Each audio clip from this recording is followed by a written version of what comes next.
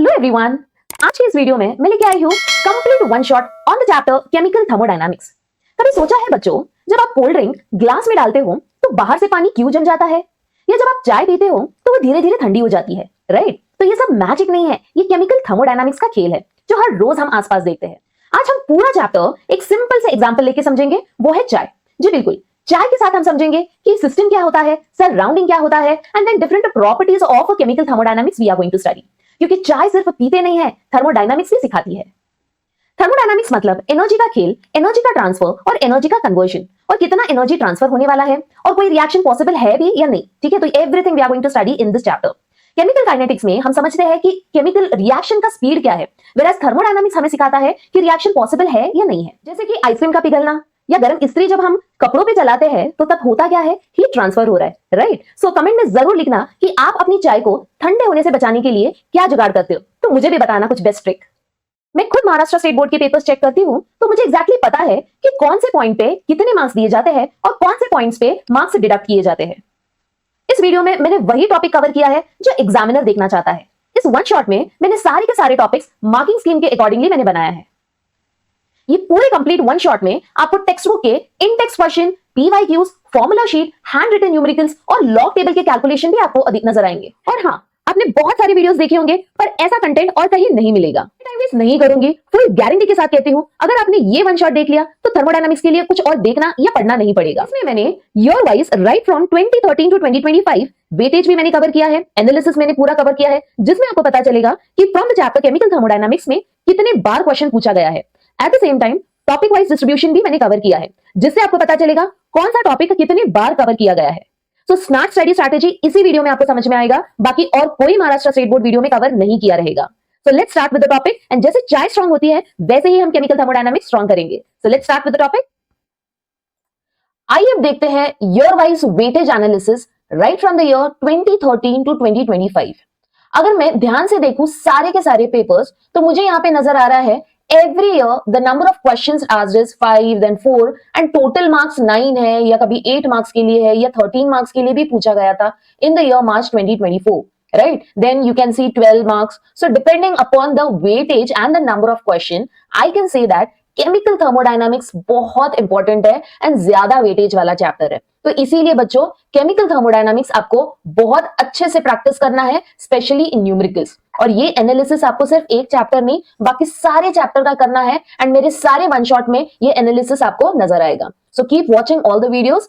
Now let us proceed ahead with topic wise distribution and frequency. ठीक है, तो each and every topic from the chapter chemical thermodynamics कितनी बार पूछा गया है एंड कौन से ईयर में पूछा गया है, आइए देखते हैं। सबसे इंपॉर्टेंट है वर्क डन। अगर मैं ध्यान से देखूं वर्क डन की कैलकुलेशन, दैट इज न्यूमेरिकल, ये 15 टाइम्स पूछा गया है बच्चों, 15 टाइम्स राइट फ्रॉम 2013 टू 2025। तो इसका मतलब ये टॉपिक बहुत ज्यादा इंपॉर्टेंट है, right? Eight the same time relationship between delta U, delta H and work done, ये भी बहुत बार पूछा है। तो 2013 से लेकर 2024 आप ध्यान से देख सकते हो कितने बार रिपीटेडली पूछा गया है ये। ठीक है, इसके बाद में है फर्स्ट लॉ ऑफ थर्मोडायनामिक्स बच्चों। जैसे कि बार बार मैंने ये वीडियो में मैंने मेंशन किया है कि फर्स्ट लॉ ऑफ थर्मोडायनामिक्स का statement and expression, again it is very important. Talking about spontaneity बहुत इंपॉर्टेंट है, राइट? देन उसके बाद में एंट्रोपी है, enthalpy change, Gibbs free energy, then process जैसे कि adiabatic, isothermal, intensive and extensive and Hess law. तो इसका मतलब ये जितने भी पॉइंट्स मैंने लिखे हैं इन सब पे क्वेश्चन पूछा है बच्चों, और आपको स्कोरिंग अगर करना है बोर्ड एग्जाम में तो ये सारे के सारे टॉपिक्स आपको अच्छे से करना है। क्लियर? तो चलो स्टार्ट करते हैं केमिकल थर्मोडायनामिक्स। मैंने इस वीडियो में most expected questions for the upcoming year भी मैंने कवर किया है। At the same time mind map on this entire chapter also I have covered, so video and तक जरूर देखना। Now basically बच्चों thermodynamics it is concerned with the energy changes in physical and chemical transformation. So basically होता क्या है thermodynamics में? Energy का conversion, right? Thermodynamics में 3 शब्द हमेशा याद रखना है, सिस्टम, सराउंडिंग और बाउंड्री। सो बेसिकली सिस्टम क्या होता है बच्चों? जिस चीज का हम स्टडी करते हैं उसी को हम कहते हैं सिस्टम, राइट? जैसे कि यहाँ पे मैंने एक एग्जांपल लिया है चाय का कप। तो चाय के कप में जो चाय है उसके बारे में हम स्टडी कर रहे हैं, राइट? उसमें से हीट बाहर निकल रहा है, तो इसी को हम कहेंगे क्या? इसी को हम सिस्टम कहेंगे, right? Same way pressure cooker के अंदर का जो हिस्सा है या कार इंजन का पिस्टन है, वो सब सिस्टम है। क्लियर? सराउंडिंग क्या होता है? सिस्टम के बाहर की जो दुनिया है उसे हम कहेंगे सराउंडिंग। कप के बाहर की जो हवा है, ये जो पूरा एरिया है, ये होगा सराउंडिंग। किचन का जो एरिया है, देन कार बॉनेट के बाहर का जो एरिया है, वो सब सराउंडिंग होगा। ठीक है? तो सेम एग्जांपल यहां पे मैंने लिया है, एक बीकर लिया है, बीकर के अंदर जो गैस है या कुछ भी सॉल्यूशन हो सकता है जिसके बारे में हम स्टडी कर रहे हैं, तो उसी को हम कहेंगे सिस्टम। एंड बीकर के बाहर जो एरिया है, ये कुछ भी हो सकता है, आपका केमिस्ट्री लैब हो सकता है या एनीथिंग इट कैन बी, तो उसी को हम कहेंगे सराउंडिंग। क्लियर? आइए देखते हैं अभी next important term, that is boundary. Boundary का मतलब क्या होता है बच्चों? जो सिस्टम और सराउंडिंग को अलग करता है उसी को हम कहते हैं बाउंड्री। फॉर एग्जाम्पल, ये कप के जो वॉल्स है, ये जो ग्लास वॉल है, ये क्या कर रहा है? This is separating the system and the surrounding, right? तो इसी को हम कहेंगे बाउंड्री। सेम वे अगर मैंने एग्जाम्पल लिया है कुकर का, तो कुकर का जो लिड होता है वो हो गया बाउंड्री, राइट? यहाँ पे एग्जाम्पल जो मैंने लिया है बीकर का, तो ये जो बीकर के जो वॉल्स है इसी को हम कहेंगे बाउंड्री। क्लियर? सो जल्दी कमेंट में लिखो, आपका मोबाइल फोन अभी सिस्टम है या सराउंडिंग?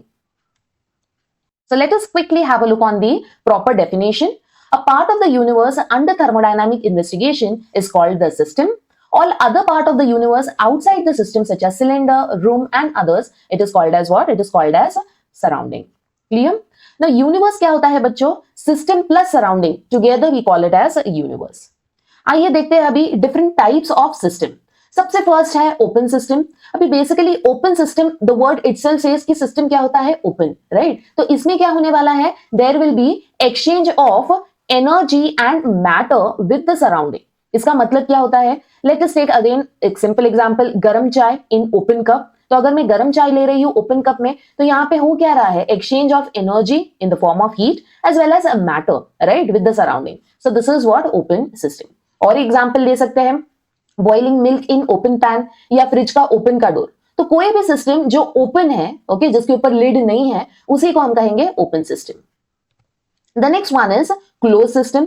तो सिर्फ आपको यहाँ पे क्या कंसिडर करना है कि जो भी ओपन सिस्टम था उसके ऊपर मैंने कवर कर दिया है, उसके ऊपर मैंने लिड लगा दिया है। तो अगर मैं लिड लगा दूं तो क्या होने वाला है? सिर्फ एनर्जी एक्सचेंज होगा, मास नहीं होने वाला है, राइट? सो क्लोज सिस्टम क्या होता है बच्चों? A system that exchanges energy and not the matter with the surrounding. It is called as what? It is called as a closed system. जैसे कि यहाँ पे मैंने ये केटल लिया है, तो इसके अंदर जो चाय है वो तो हो गया सिस्टम, बट ये क्लोज सिस्टम क्यों है? क्योंकि इसे ढका हुआ है, राइट? तो यहाँ पे मैटर में ऐड नहीं कर सकती, ना ही मैटर बाहर जा रहा है, तो एक्सचेंज ऑफ मैटर नहीं हो रहा है, but definitely exchange of energy तो डेफिनेटली हो रहा है इसमें, राइट? सेम वे अगर मैंने कुकर लिया है, तो कुकर को मैंने क्लोज किया है लिड से, राइट? तो this is also the example of close system. Isolated system. Isolated system में क्या होता है बच्चों? ना ही एनर्जी एक्सचेंज होगा, ना ही मास, राइट? जैसे कि एग्जांपल थर्मस फ्लास्क। तो हॉट चाय इन थर्मस फ्लास्क अगर मैं लूं, तो डेफिनेटली हमें सबको पता है कि थर्मस फ्लास्क में चाय गर्म ही रहती है for a longer period of time. तो बेसिकली गर्म क्यों रहता है? Because there is no exchange of energy और matter with the surrounding. Clear? So चलो कमेंट में लिखो, आपका लंच बॉक्स खुला रखा है तो वो कौन सा सिस्टम है? क्लोज सिस्टम है या ओपन सिस्टम है? तो बताओ मुझे। So quickly you can take a screenshot of this. Different types of system: closed system, open system and isolated system. Now talking about the properties of a system. So let me take one simple example. Suppose, so the best example is, अगर मैंने चाय एक cup में लिया हो या एक बड़े कप में लिया है, तो टेम्परेचर तो सेम ही होने वाला है, राइट? तो दोनों का temperature it is going to remain same. So यहाँ पे क्या हो रहा है? यहाँ पे प्रॉपर्टी अगर क्वांटिटी पे डिपेंड नहीं करती, जैसे कि टेम्परेचर अगर मैंने लिया है, तो टेम्परेचर तो क्वांटिटी पे डिपेंड नहीं करता है, राइट? तो ऐसे प्रॉपर्टी को हम कहते हैं intensive property. I repeat, quantity पे अगर डिपेंड नहीं करता है तो उसी को हम कहते हैं intensive property. Eight the same time अगर मैंने वॉल्यूम कंसिडर किया है, तो यहाँ पे ये बड़े वाले कप में वॉल्यूम क्या है? वॉल्यूम ज्यादा है, right? Volume is more. And then छोटे कप में वॉल्यूम क्या है? Volume is less. तो यहाँ पे वॉल्यूम क्या कर रहा है? क्वांटिटी पे डिपेंड कर रहा है। तो ऐसी जो भी प्रॉपर्टी है जो क्वांटिटी पे डिपेंड करती है, उसी को हम कहते हैं एक्सटेंसिव प्रॉपर्टी, राइट? तो समझ में आया intensive and extensive. Same way अगर इंटेंसिव में मैंने लिया है प्रेशर, तो एक कुकर है आपके पास में, तो कुकर के अंदर का जो प्रेशर है it will be again same whether you are using smaller cooker और the larger one. Same way density of the milk again it is what, it is an intensive property. अगर हमने same way अगर मैंने लिया है मास, तो suppose यहां पे मैंने mass of sugar 10 table spoon use किया है, ठीक है, here it is 10 table spoon, यहां पे मैंने शुगर यूज किया है 2 table spoon. So basically mass it is dependent upon what, it is dependent upon the size और द मैटर और the quantity, right? So again mass is what, mass is an extensive property. Okay, let us quickly have a look on the definition. Now remember students, जो भी आप definition लिखते हो text book definition ही लिखना, क्योंकि board exam में बहुत बार text book definition ही accept करते हैं। और जैसे कि मैंने बार बार कहा है, I have the experience of a board correction, so definitely मुझे पता है कि कहां पे मार्क्स देने वाले हैं एंड कहां पे मार्क्स डिडक्ट होता है। तो पूरे वीडियो में मैं जहां जहां इंपॉर्टेंट है, जहां जहां मार्किंग स्कीम है, everything I will be sharing you from board point of view. So and तक वीडियो जरूर देखना एंड जो भी पॉइंट्स मैं बता रही हूँ please follow those instructions. Okay, यहाँ पे अभी इंटेंसिव प्रॉपर्टी क्या है? Same intensive property which depends on the amount of the matter present in the system.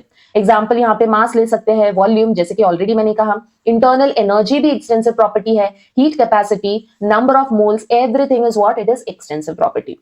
And intensive property में pressure, temperature, surface tension, boiling point, melting point, all these are intensive property. So you can quickly take a screenshot of this. सिर्फ इतना ही पढ़ोगे तो भी काफी है definition के लिए, क्योंकि ज्यादा आपको लिखना नहीं है, तो थोड़ा स्मार्टली हमें स्टडी करना है. So this will be asked for only 1 mark, right? Now quickly we will have a look on the properties of system. तो आप स्क्रीनशॉट ले सकते हो. Same thing. तो बच्चों अब एक और इंपॉर्टेंट कंसेप्ट की चाय की चुस्की लेते हैं और पढ़ते हैं state of a system and state function. बहुत बार बच्चों को कंफ्यूजन होता है कि डेफिनेशन लिखना क्या है. So need not worry, everything I will be telling you कि एग्जैक्टली आपको कितना लिखना है from board point of view. ठीक है, तो उतना ही लिखोगे तो काफी है, आराम से आप स्कोर कर सकते हो. सो let us quickly proceed now. हमेशा याद रखो बच्चों, जब भी हम सिस्टम की बात करते हैं, सिस्टम की स्टेट बताता है कि उस वक्त उसका कंडीशन क्या है. मतलब सिस्टम के बारे में कंप्लीट इंफॉर्मेशन, जैसे कि टेम्परेचर क्या है, प्रेशर क्या है, वॉल्यूम क्या है. लेट अस टेक एक सिंपल एग्जांपल. अगर मेरे कप में चाय है और उसका टेम्परेचर 60 डिग्री सेल्सियस है, ठीक है, उसका टेम्परेचर 60 डिग्री सेल्सियस है, प्रेशर नॉर्मल है, ठीक है, this is normal pressure, and volume it is 200 ml. तो ये मेरी चाय की स्टेट है. ठीक है, तो इसी को हम कहते हैं एक सिस्टम की state. Clear? The next one is state function. State function बच्चों वो प्रॉपर्टी होती है जो सिर्फ सिस्टम के करंट स्टेट पर डिपेंड करती है. वो कैसे पहुंचा उससे फर्क नहीं पड़ने वाला है. सिंपल एक एग्जांपल दे रही हूं. सपोज मेरे पास में चाय है एंड वो चाय को मुझे गर्म करना है टिल 60 डिग्री सेल्सियस, राइट? तो मैं वो चाय को गैस पे गर्म करूं या इंडक्शन यूज करूं या मैं माइक्रोवेव यूज करूं या सिंपली मैं सूरज की गर्मी से मैं उसे गर्म करूं. ठीक है, I know it sounds little funny, but just आपको मैं एग्जांपल दे रही हूं, आपको इजीली समझ में आए पूरा कंसेप्ट, इसलिए. ठीक है, तो यहाँ पे बेसिकली मुझे फाइनल स्टेट मैटर करता है, प्रोसेस मैटर नहीं करता कि मैं कौन सा पाथ यूज कर रही हूं, right? So this is basically state of a function. Clear? So destination and initial state यहां पे मैटर कर रहा है. तो मुझे रिजल्ट क्या चाहिए था कि मैंने कैसे 60 डिग्री सेल्सियस तक मैंने हीट किया है, कितने स्टेप्स में मैंने किया है, अगेन उससे कुछ फर्क नहीं पड़ता. तो इसी को हम कहेंगे स्टेट फंक्शन. क्लियर? और एग्जांपल ले सकते हैं जैसे कि pressure. So pressure is also state function. So it totally depends upon the initial state and the final state, not the path followed. Same way volume, अगर मुझे यहाँ पे चाय का जो क्वांटिटी है, वॉल्यूम है, उसको मुझे अगर बढ़ाना है तो मैं क्या कर सकती हूँ, या तो मैं उसमें पानी डालूंगी बॉटल से, ठीक है, या तो मैं बॉटल से पानी डालू, या मैं स्पून से पानी डालू, या मैं मिल्क डालू स्पून से, या बॉटल से डालू, कप से डालू, किसी से भी मैं डाल सकती हूँ. बट मुझे क्या चाहिए था कि वॉल्यूम मुझे इंक्रीज करना है. ठीक है, तो मुझे पाथ इंपॉर्टेंट नहीं है. तो ऐसा प्रॉपर्टी जो सिर्फ स्टेट ऑफ अ सिस्टम पे डिपेंड करता है, ठीक है, and it is independent of the path followed to attain it, it is called as a state function. Same way यहाँ पे स्टेट फंक्शन, यहाँ पे मैंने बताया है कि state 1 and state 2, that is initial state and final state पे ही depend करेगा. या तो मैं ये पाथ फॉलो करूं या सेकंड पाथ फॉलो करूं, उससे ज्यादा फर्क नहीं पड़ने वाला है. ठीक है, सेम वे यहाँ पे P1 P2, इसका मतलब होता है दिस इज इनिशियल प्रेशर, ये है final pressure. Volume V1 is initial volume, V2 is final volume. So this P1 V1 T1 N पूरे चैप्टर में हम लोग बार बार स्टडी करने वाले हैं, तो आपको पता होना चाहिए कि P1 क्या है, P2 क्या है, V1 क्या है and all. Okay, so quickly you can take a screenshot. Now coming to the next one, that is a path function. The word itself says बच्चों कि path function वो प्रॉपर्टी होती है जो डिपेंड करती है कि हम सिस्टम में किस तरह पहुंचे.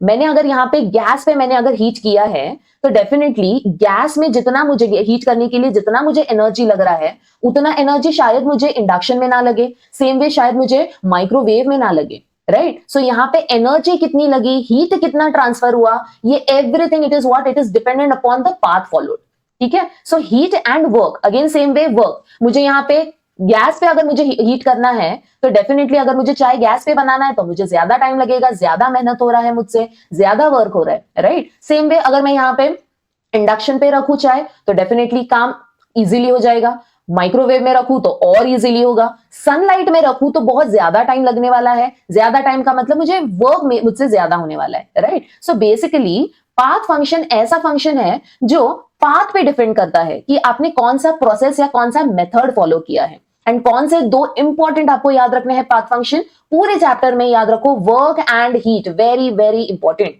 अगेन बोर्ड एग्जाम में ये 1 मार्क के लिए क्वेश्चन आ सकता है, what is state function, what is path function, only this much you need to write down, और ज्यादा कुछ नहीं लिखना है, ज्यादा टाइम वेस्ट मत करो। So start studying smartly, clear. और वैसे आपको ये चाय वाली थर्मोडायनामिक सीरीज कैसी लग रही है? अगर आपको कंसेप्ट रिलेटेबल लग रहा है तो एक चाय की कसम वीडियो जरूर लाइक कर देना, चैनल सब्सक्राइब कर देना और अपने दोस्तों के साथ भी जरूर शेयर करना। बाकी चैप्टर्स भी जल्दी से आने वाला है, पूरे थर्मोडायनामिक्स हम चाय के साथ ही फिनिश करेंगे। चलिए अब चाय की यात्रा को आगे बढ़ाते हैं और नेक्स्ट कंसेप्ट भी हम समझते हैं। But before proceeding with the next topic, let us quickly have a quick recap of whatever we have studied and quickly take a screenshot because ये सारे के सारे बहुत इंपॉर्टेंट है, शॉर्टकट मेथड है, so आप लास्ट मिनट रिविजन भी कर सकते हो। तो the first one is system surrounding boundary, so quickly take a screenshot. And जैसे कि कहा मैंने, पूरे चैप्टर में मैं बहुत ज्यादा आपको ट्रिक्स हिंट्स भी देने वाली हूँ, so that will help you to revise last minute.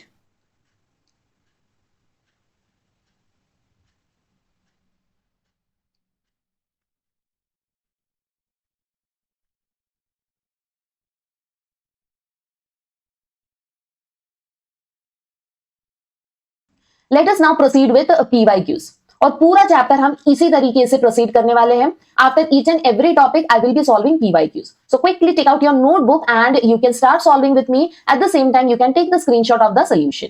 And marking schemes भी मैं शेयर करने वाली हूँ कि कौन से क्वेश्चन के लिए कितने मार्क्स और कैसे आपको डिवाइड करना है point wise. Okay, so let us quickly start with the topic. Now the first one is define extensive property, जो कि ऑलरेडी हमने देखा है। तो एक्सटेंसिव प्रॉपर्टी 1 मार्क का है, तो सिंपल जो मैंने डेफिनेशन शेयर किया है सिर्फ उतना लिखोगे काफी है, बिकॉज वो टेक्स्ट बुक डेफिनेशन ही है, मैंने अपने आप से नहीं बनाया है, ठीक है। तो आपको टेक्स्ट बुक डेफिनेशन ही स्ट्रिक्टली फॉलो करना है। Same way define extensive property अगर आप देखोगे तो 2 बार पूछा गया है बैक टू बैक, 2023 में एंड 2024 में 1 मार्क के लिए। The next one is intensive property, 2021 में पूछा गया था for 1 mark. The next one is again intensive and extensive property है, बट यहाँ पे उन्होंने टू मार्क्स के लिए पूछा है। तो पूछा गया है कि प्रेशर इज इंटेंसिव और एक्सटेंसिव। तो जैसे कि अभी हमने स्टडी किया है कि pressure it does not depend upon the size और अमाउंट ऑफ द सब्सटेंस, सो ये होगा इंटेंसिव प्रॉपर्टी। डेंसिटी भी इंटेंसिव प्रॉपर्टी। वर्क क्या होता है बच्चों? वर्क इट डिपेंड्स, राइट, कि अगर ज्यादा अमाउंट है तो डेफिनेटली वर्क क्या होगा, वर्क भी चेंज होगा, राइट। सो यहाँ पे work is what, it is extensive property. Heat is again extensive property, right. System अगर बहुत बड़ा है, उसमें अमाउंट ऑफ द सब्सटेंस या मैटर बहुत ज्यादा है, तो it is what, it is an extensive property. Clear? I hope the concept is clear to you. The next one is text book MCQ। So यहाँ पे which of the following are not a state function. तो मैंने already बताया कि state function होता क्या है, ठीक है। तो सबसे पहले तो दिया गया है हमें Q plus W, then we have Q, then we have W and H minus TS। तो यहाँ पे बेस्ट ऑप्शन कौन सा है? The option number B, 2 and 3, ठीक है। तो 2 एंड 3 ये दोनों के दोनों क्या है? Q and W, it is what, it is a path function, not the state function. Q plus W क्या होता है बच्चों? Q plus W is nothing but delta U, जो हम आगे स्टडी करने वाले हैं। तो delta U is what, Q plus W। So delta U is what, it is the state function. एक सिंपल सा ट्रिक आप याद रखो, जहां पे भी डेल्टा नजर आए, डेल्टा का मतलब क्या होता है? Final minus initial, right. Final minus initial का मतलब होता है डेल्टा। तो जहां पे भी डेल्टा साइन नजर आए तो समझ जाओ, आंख बंद करके उसे लिख दो स्टेट फंक्शन, ठीक है। जहां पे डेल्टा साइन नहीं है तो वो होगा पाथ फंक्शन। तो ये सिंपल ट्रिक आपको याद रखना है। Got it? नाउ लेट अस, अब जब हमने स्टेट फंक्शंस और पाथ फंक्शंस चाय की चुस्की के साथ समझ लिया है, चलो अब बात करते हैं एक ऐसे मोमेंट की जब सब कुछ बिल्कुल शांत हो जाता है। हाँ, चाय भी। Thermodynamic equilibrium. थर्मोडायनामिक इक्विलिब्रियम मतलब सिस्टम का अल्टीमेट बैलेंस पॉइंट, जहां सब कुछ सेटल हो गया है, कोई टेम्परेचर चेंज नहीं हो रहा है, कोई प्रेशर डिफरेंस नहीं है और सिस्टम में कोई केमिकल रिएक्शन नहीं चल रही है। बस सिस्टम अपने चाय टाइम पीस में आ गया है। तो चाय पहले गर्म, फिर धीरे धीरे ठंडी होती है, फिर रूम टेम्परेचर तक आ जाती है। अब कोई चेंज नहीं हो रहा है, यही तो होता है थर्मोडायनामिक इक्विलिब्रियम, जब सिस्टम के सब एस्पेक्ट्स बिल्कुल बैलेंस हो जाते हैं। Now let us quickly have a look on types of equilibrium. तो there are different types of equilibrium. पहला होता है थर्मल इक्विलिब्रियम।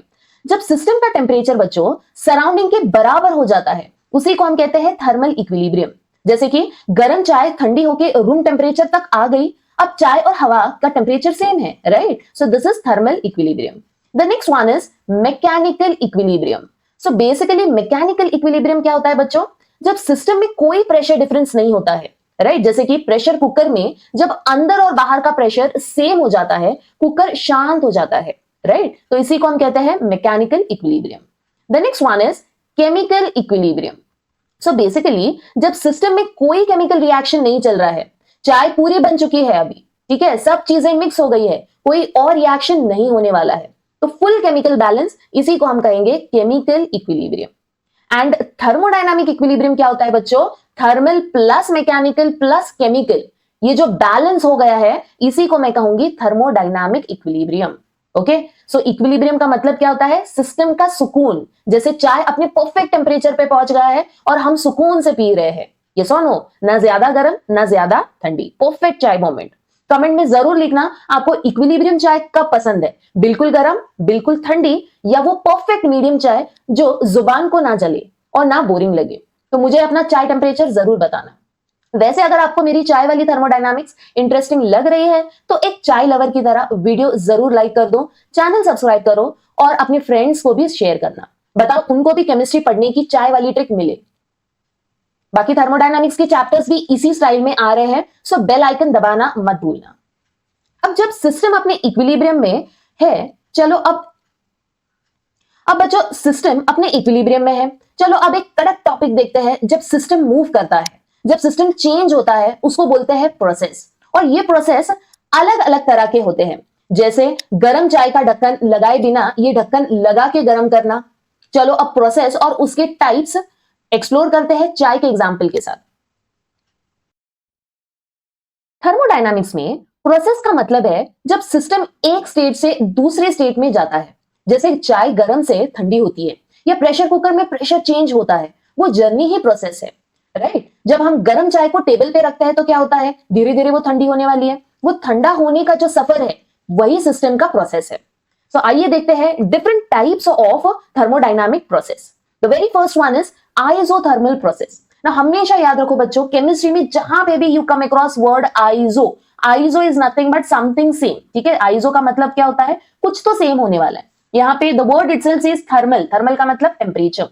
सो हमेशा याद रखो, जब टेम्परेचर कांस्टेंट रहता है उसी को हम कहेंगे आइसोथर्मल प्रोसेस। जैसे कि एग्जांपल है थर्मस फ्लास्क, राइट? सो थर्मस फ्लास्क में चाय, that means temperature almost constant रहता है जब तक फ्लास्क बंद है, राइट? नाउ यहाँ पे टेम्परेचर कांस्टेंट है, इसका मतलब क्या होता है बच्चों?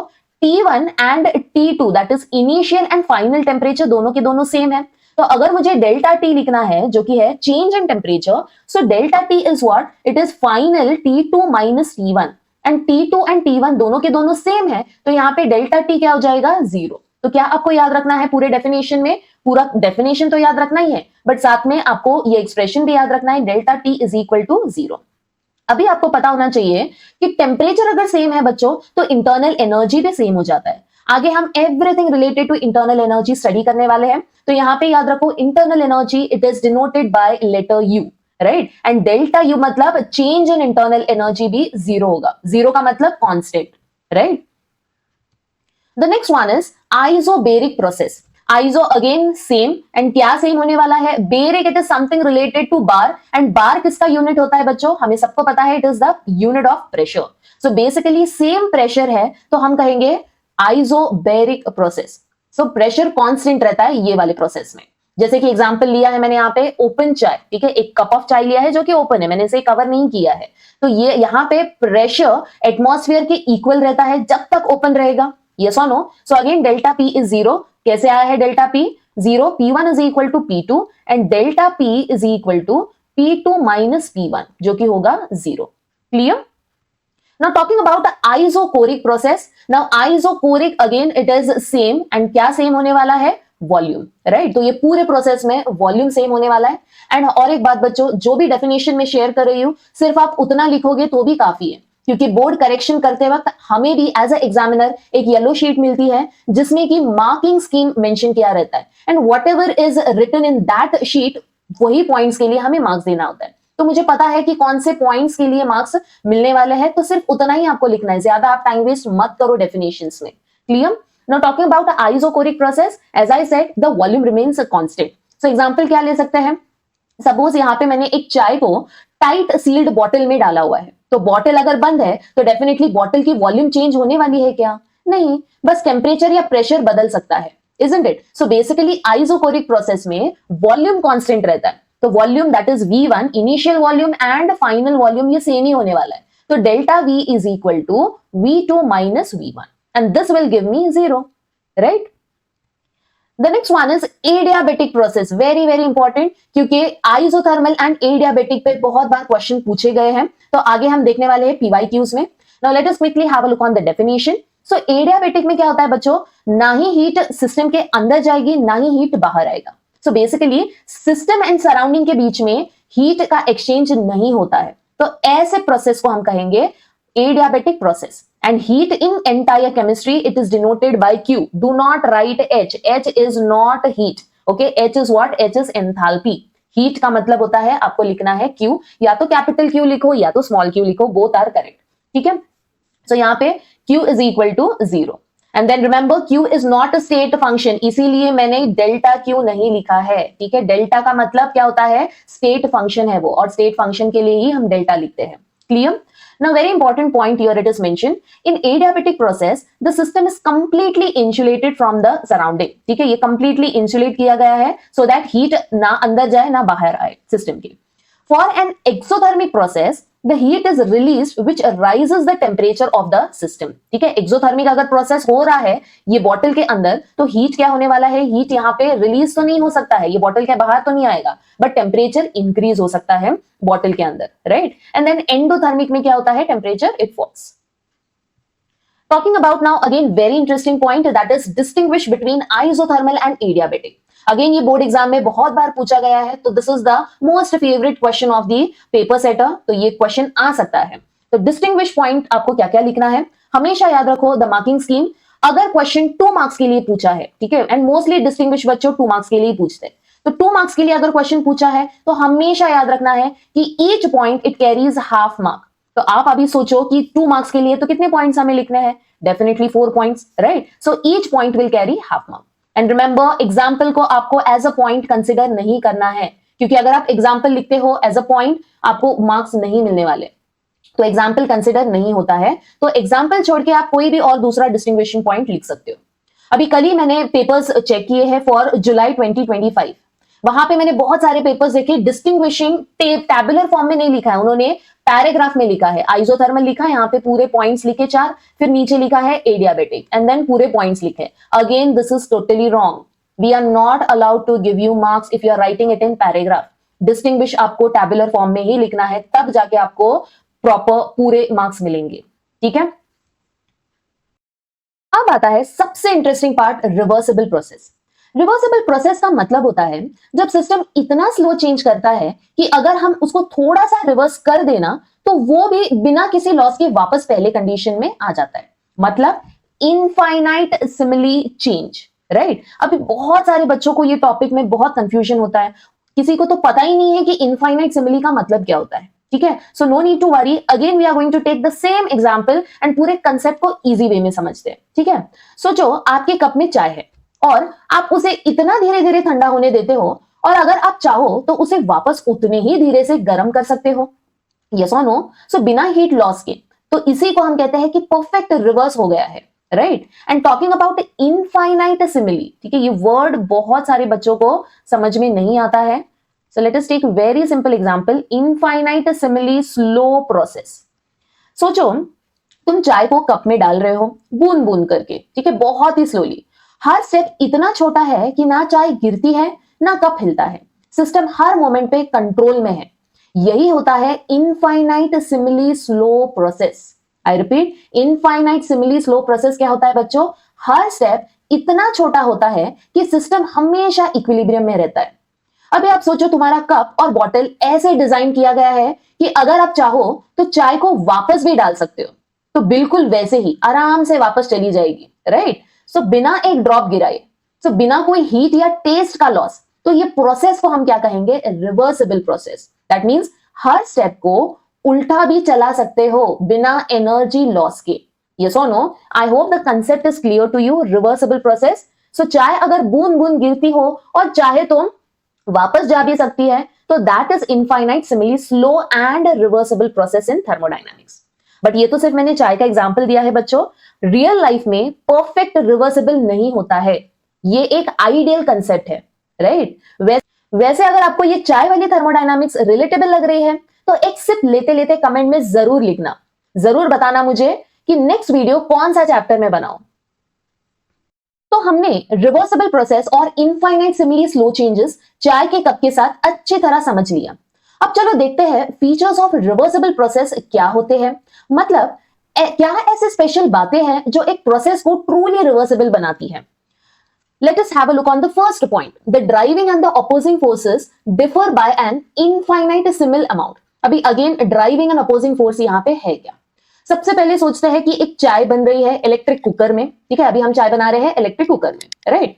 अंदर स्टीम का प्रेशर बढ़ रहा है, ये है ड्राइविंग फोर्स, राइट? तो अंदर जो भी सिस्टम है उसका अगर प्रेशर बढ़ रहा है तो उसे हम कहेंगे ड्राइविंग फोर्स, सिस्टम का फोर्स, सिस्टम का प्रेशर, राइट? बाहर कुकर का जो लिड है, बाहर जो वेट मैंने लगाया हुआ है उस स्टीम को बाहर निकालने से रोक रहा है, राइट? वो लिड की वजह से क्या हो रहा है? स्टीम बाहर निकल ही नहीं रही है। तो वो लिड कैसे बिहेव कर रहा है? Lid is behaving like the opposing force, right? So driving force का मतलब क्या होता है बच्चों? Driving force is the force which is exerted by the system.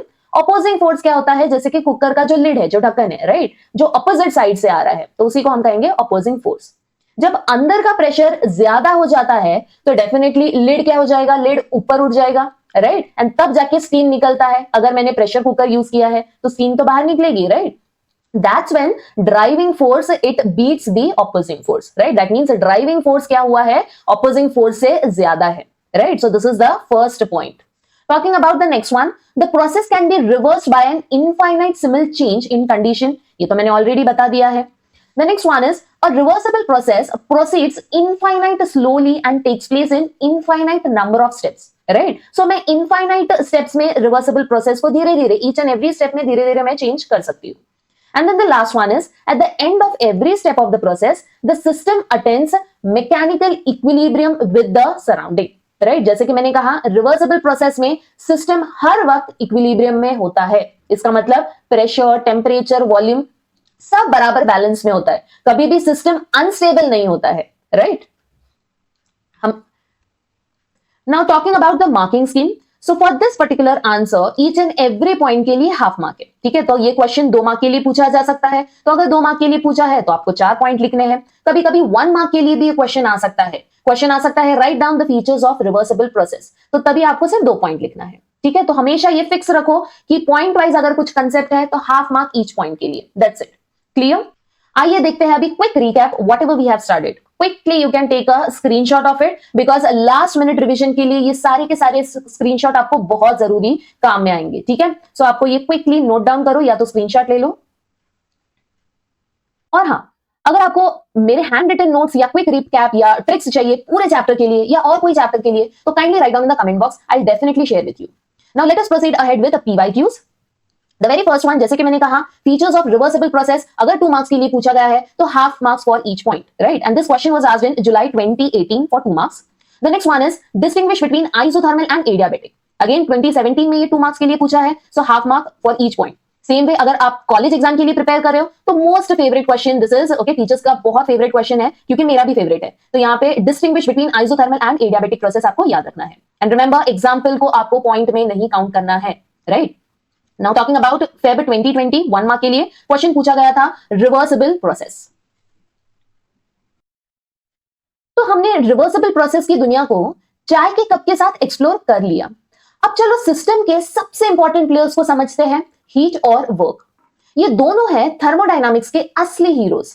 जब तक इनका नेचर नहीं समझेंगे, चाय इनकम्प्लीट है। सबसे पहले देखते हैं heat. Heat is energy transfer, right. Basically heat क्या होता है, एनर्जी ट्रांसफर हो रहा है। जब दो ऑब्जेक्ट्स के बीच में टेम्परेचर डिफरेंस होता है तो अपनी हीट सराउंडिंग में ट्रांसफर करता है। सो ग्रेजुअली वो क्या होगा, ठंडा हो जाएगा, राइट। हमेशा याद रखो बच्चों, heat is not the property of the system, it is basically energy in transit. जब तक ट्रांसफर हो रहा है तब तक हीट है, सिस्टम में स्टोर नहीं होता है, ठीक है। Now basically energy out of the system, यहां पे हमें याद रखना है कि एनर्जी अगर सिस्टम के बाहर आ रहा है तो इसी को हम कहेंगे कि सिस्टम का एनर्जी कम हो चुका है, right. Eight the same time energy अगर सिस्टम में जा रहा है सराउंडिंग से, तो वहां पे हम कहेंगे कि सिस्टम का एनर्जी बढ़ चुका है। Now everything we are going to study about sign convention after this, okay, but अभी सिर्फ फिलहाल के लिए नेचर ऑफ हीट को समझो। The next one is work. अभी वर्क होता क्या है बच्चों, जब सिस्टम की एनर्जी चेंज होती है ड्यू टू एक्सटर्नल फोर्स, उसी को हम कहते हैं वर्क। अभी आप एक सिंपल सा एग्जांपल लेते हैं। सोचो आप कुकर में चाय बना रहे हो, ठीक है, जस्ट मैं एक एग्जांपल ले रही हूँ, चाय या कुछ और बना रहे हो। जब प्रेशर बिल्ड होता है, कुकर का पिस्टन क्या होता है, कुकर का सीटी, ये जो विसिल की बात कर रही हूँ, ठीक है, तो इसी को हम कंसिडर करेंगे कुकर का पिस्टन। तो जब भी प्रेशर बिल्ड होगा तो कुकर का पिस्टन मूव होगा, ऊपर जाएगा, यस और नो। ओके, सो पिस्टन की मूव करने में जो एनर्जी लग रही है उसी को तो मैं कहूंगी वर्क, यस और no. And this is nothing but mechanical work, isn't it. अभी पिस्टन को और थोड़ा सा डिटेल में समझते हैं। Let us take the example of a syringe, ठीक है, यहां पे मैंने एक एग्जांपल लिया है सिरिंज, ठीक है। तो सिरिंज में हम बेसिकली क्या कर रहे हैं, ये एक ऐसा डिवाइस है जो अगर मैं खींचती हूं तो क्या होगा, प्रेशर वहां पे गैस फिल होगा, right, that means there is expansion of gas. अगर मैं उसको प्रेस कर रही हूं, ठीक है, मैं नीचे प्रेस कर रही हूं तो क्या होगा, कंप्रेशन ऑफ गैस, यस और नो। तो ये पूरा का पूरा वर्क का जो कंसेप्ट है, it is totally dependent upon expansion and compression of gas. And हमेशा याद रखो बच्चों, सिस्टम जब मूव कर रहा है या प्रेशर के अगेंस्ट कुछ आप कर रहे हो तो डेफिनेटली उसे हम कहेंगे कि कुछ ना कुछ वर्क हो रहा है। Clear? Okay, so this is everything related to the nature of heat and work.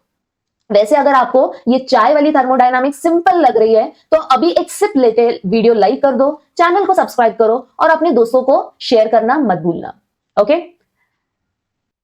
Now talking about nature of work. So यहां पे मैंने एक बीकर लिया हुआ है, तो बीकर में मैंने डाला है H2O2, that is hydrogen peroxide. Okay, this is before the reaction. And piston भी रखा है, ये पिस्टन पे आपको नजर आ रहा है, कुछ तो मैंने वेट रखा है सो दैट प्रेशर एक्सर्ट हो, एक्सटर्नल प्रेशर यहाँ पे एक्सर्ट हो रहा है, ठीक है। थोड़े टाइम के बाद में क्या होने वाला है, H2O2 का रिएक्शन होगा। हमें पता है कि रिएक्शन में होगा क्या, ऑक्सीजन गैस रिलीज होने वाला है, ऑक्सीजन गैस प्रोड्यूस होने वाला है। एंड ऑक्सीजन गैस प्रोड्यूस हो रहा है, इसका मतलब क्या हो रहा है कि यहाँ पे एक्सपांशन हो चुका है। एंड एक्सपांशन की वजह से आपको नजर आ रहा है कि ये पिस्टन पहले यहां पे था, ठीक है, पिस्टन का अभी क्या हुआ है, पिस्टन मूव हो चुका है। सो बेसिकली यहां पे क्या हो रहा है बच्चों, यहाँ पे वर्क हो रहा है। एंड कैसा टाइप हो रहा है work, it is nothing but expansion of gas हो रहा है, right. And expansion of gas में सिस्टम का एनर्जी बढ़ता है या कम होता है, everything we will be studying after this, that is in sign convention. Same way यहां पे अभी मैं देखूं reaction between ammonia and HCl। तो यहाँ पे एक बीकर में मैंने लिया है अमोनिया एंड HCl, ठीक है, again the same concept, piston रखा है, उसके ऊपर वेट भी रखा है। थोड़ी टाइम के बाद में रिएक्शन में क्या होने वाला है, जब NH3 एंड HCl रिएक्ट होते हैं हमें मिलता क्या है, ammonium chloride. Okay, this is in the precipitate form. इसका मतलब earlier it was in gaseous phase, ठीक है, अभी ये कौन से फेज में है, सॉलिड फेज में। तो गैस किस में कन्वर्ट हुआ है, सॉलिड में हुआ है। सो बेसिकली यहाँ पे कंप्रेशन हुआ है, राइट। ये पिस्टन क्या हुआ है, पिस्टन नीचे आ गया है, कंप्रेशन हो रहा है। एंड कंप्रेशन में सिस्टम की एनर्जी बढ़ती है या कम होती है, everything we are going to study in the next topic, that is sign convention. But I hope the concept is very clear to you. अगर कुछ भी आपको डाउट लगे, kindly write it down in the comment box. I'll definitely help you out with more and more simple example. Okay, and comment में लिखना मत भूलना next topic आपको कौन सा चाहिए. Okay, all these tips and tricks I will be covering in the next chapter as well. आपने कभी नोटिस किया है जब हम चाय पीने जाते हैं, कभी कभी कप को गर्म लगता है, कभी ठंडा लगता है, पर ये हीट कप से कहां जा रहा है, कौन दे रहा है, कौन ले रहा है, ये हमें नहीं पता, राइट। सो ये सब डिसाइड करता है एक सिंपल रूल, साइन कन्वेंशन। चलो आज इस थर्मोडायनामिक्स की चाय की घूंट लेते हैं, समझते हैं कि किस तरह हीट पॉजिटिव होती है, किस तरह नेगेटिव, बिना कोई कंफ्यूजन के। तो सबसे पहले आता है sign convention in thermodynamics. Thermodynamics में साइन कन्वेंशन का मतलब कि हम किस एनर्जी को पॉजिटिव मान रहे हैं और किस एनर्जी को नेगेटिव। ये होता है सिस्टम की नजर से। And do not get confuse बच्चों, क्योंकि फिजिक्स में कुछ और है और केमिस्ट्री में अलग है। ओके, सो साइन कन्वेंशन में कंफ्यूजन नहीं होना है, बिकॉज फिजिक्स में कंसेप्ट पूरा उल्टा है। ओके, बिकॉज वो किसी और नजरिए से एक्सप्लेन किया गया है फिजिक्स की कंसेप्ट, whereas केमिस्ट्री का कंसेप्ट सिस्टम के नजरिए से एक्सप्लेन किया गया है। ठीक है, now quickly let us have a look. सबसे फर्स्ट है, अगर सिस्टम हीट एब्जॉर्ब कर रही है, आई रिपीट, अगर सिस्टम हीट एब्जॉर्ब कर रही है, Q is equal to positive, right. I repeat, अगर सिस्टम ने हीट एब्जॉर्ब किया तो Q क्या होता है, पॉजिटिव। अगर सिस्टम ने हीट लूज किया है तो उसे हम लिखेंगे नेगेटिव। सेम वे वर्क के लिए, अगर सिस्टम वर्क करे, ठीक है, अगर सिस्टम ने वर्क किया है तो डेफिनेटली उसे हम लोग क्या कहेंगे, एक्सपेंशन होगा। यस और नो, सिस्टम ने अपना वॉल्यूम बढ़ाया है तो बाहर काम किया है, सिस्टम ने कुछ तो काम किया है, तो यहां पे साइन होगा नेगेटिव। ओके, साइन क्या होने वाला है, नेगेटिव। एंड सिस्टम पे अगर किसी ने वर्क किया है, दैट मीन सराउंडिंग ने अगर सिस्टम पे वर्क किया है तो कंप्रेशन होता है, राइट। सिस्टम का वॉल्यूम कम हो जाता है, दैट मीन्स बाहर से किसी ने तो काम किया है, तो यहां पे सिस्टम का कंप्रेशन हुआ है एंड सिस्टम का एनर्जी बढ़ चुका है, that is positive. Very very important sign convention, because इसी साइन कन्वेंशन के बेसिस पे हम पूरा चैप्टर स्टडी करने वाले हैं, राइट। जब आप एक गर्म चाय की बोतल खोलते हो, एक आवाज आती है, सिस्टम एक्सपांड होता है, पर क्या आपको पता है इसमें काम हो रहा होता है या नहीं, कौन कर रहा है काम। चलो आज पीवी वर्क और एक मस्त टॉपिक फ्री एक्सपेंशन की चाय की घुट लेते हैं, डेली लाइफ से कनेक्ट करके। सबसे पहले तो हमेशा याद रखो, थर्मोडायनामिक्स में जब भी सिस्टम का वॉल्यूम चेंज होता है तब वो कुछ ना कुछ वर्क करता है या उस पे वर्क होता है। सो बेसिकली यहां पे अभी एक एग्जांपल लिया है, एक बीकर लिया है, ये बीकर में I have taken some amount of gas, ठीक है। यहाँ पे गैस का जो प्रेशर है it is P, then initial volume of the gas is V1। थोड़े टाइम के बाद में अगर एक्सपांशन हो रहा है गैस का तो डेफिनेटली वॉल्यूम बढ़ेगा एंड नया वॉल्यूम है V2। Okay, this is the final volume. And यहां पे हमने यूज किया है रिजिड मूवेबल पिस्टन, ठीक है। मूवेबल पिस्टन मतलब ऊपर नीचे हो सकता है depending upon expansion and compression. And ये पिस्टन का जो एरिया ऑफ क्रॉस सेक्शन है, दिस थिंग, ठीक है, इसका एरिया हम लेंगे A। सो यहां पे अभी फॉर्मूला क्या होगा बच्चों, F is equal to, that is force is equal to minus P external into A, that means piston का जो प्रेशर एक्सर्ट हो रहा है P external into A। Okay, A is nothing but the area of cross section of this piston. Clear? Now we also know that W क्या होता है बच्चों, W is equal to force into displacement या distance। For example यहाँ पे एक table है, ठीक है, यहाँ पे मैं खड़ी हूं, यहाँ पे एक टेबल है, तो ये टेबल को मुझे क्या करना है, सरकाना है, ठीक है। ये टेबल को मुझे सरकाना है यहाँ से यहाँ तक, तो मैं बेसिकली क्या करूंगी, I will apply pressure, I will apply force, okay, and force apply होने के बाद में ये टेबल सरक जाएगा, यहाँ पे जाएगा। सो बेसिकली डिस्टेंस भी तो चेंज हुआ है, yes or no, I am applying force and distance has been changed, so force into distance is nothing but it is work। clear? so very simple example मैंने बताया है कि W को आपको याद कैसे करना है। so W is equal to F into D, and यहाँ पे मैंने माइनस साइन क्यों डाला है बच्चों, क्योंकि प्रेशर एक्सर्ट हो रहा है बाय द पिस्टन, ये पिस्टन एक्सर्ट कर रहा है बट ऑपोजिट डायरेक्शन में, इसीलिए हमने यहाँ पे डाला है माइनस साइन, ठीक है। इसके बाद में सिंपल है, this is, let us take first expression, ये होगा सेकंड एक्सप्रेशन। यहाँ पे सिंपली हमें क्या करना है, W is equal to F हमें सब्स्टिट्यूट करना है, F is minus P external, okay, and then into A into D। So basically force जो है उसके जगह पे हमने लिखा है P external into A। Now the next thing is very important, यहाँ पे आपको पता होना चाहिए A into D।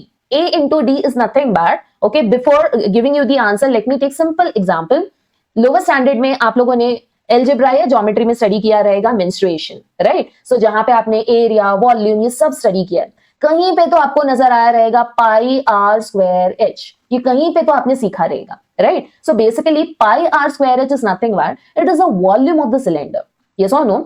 यहाँ पे अभी pi r square h is nothing but pi r square h, ये पाई आर स्क्वायर क्या है, it is a, that is area, area of a circle होता है, और ये क्या है, ये भी तो एरिया ऑफ अ सर्कल ही है ना, ये सर्कल ही है, राइट, पिस्टन का circle, this thing, okay. And then h क्या है, h is nothing but the height, या तो डिफरेंस, या तो ये जो d है इसकी जगह पे मैं h भी तो लिख सकती हूँ, yes or no। so basically pi r square is a and h is nothing but d, तो a into d के जगह पे I can write down pi r square h, and pi r square is what it is the volume of the cylinder, just now I said। so instead of pi r square h I can write it down as W is equal to minus P external into delta V.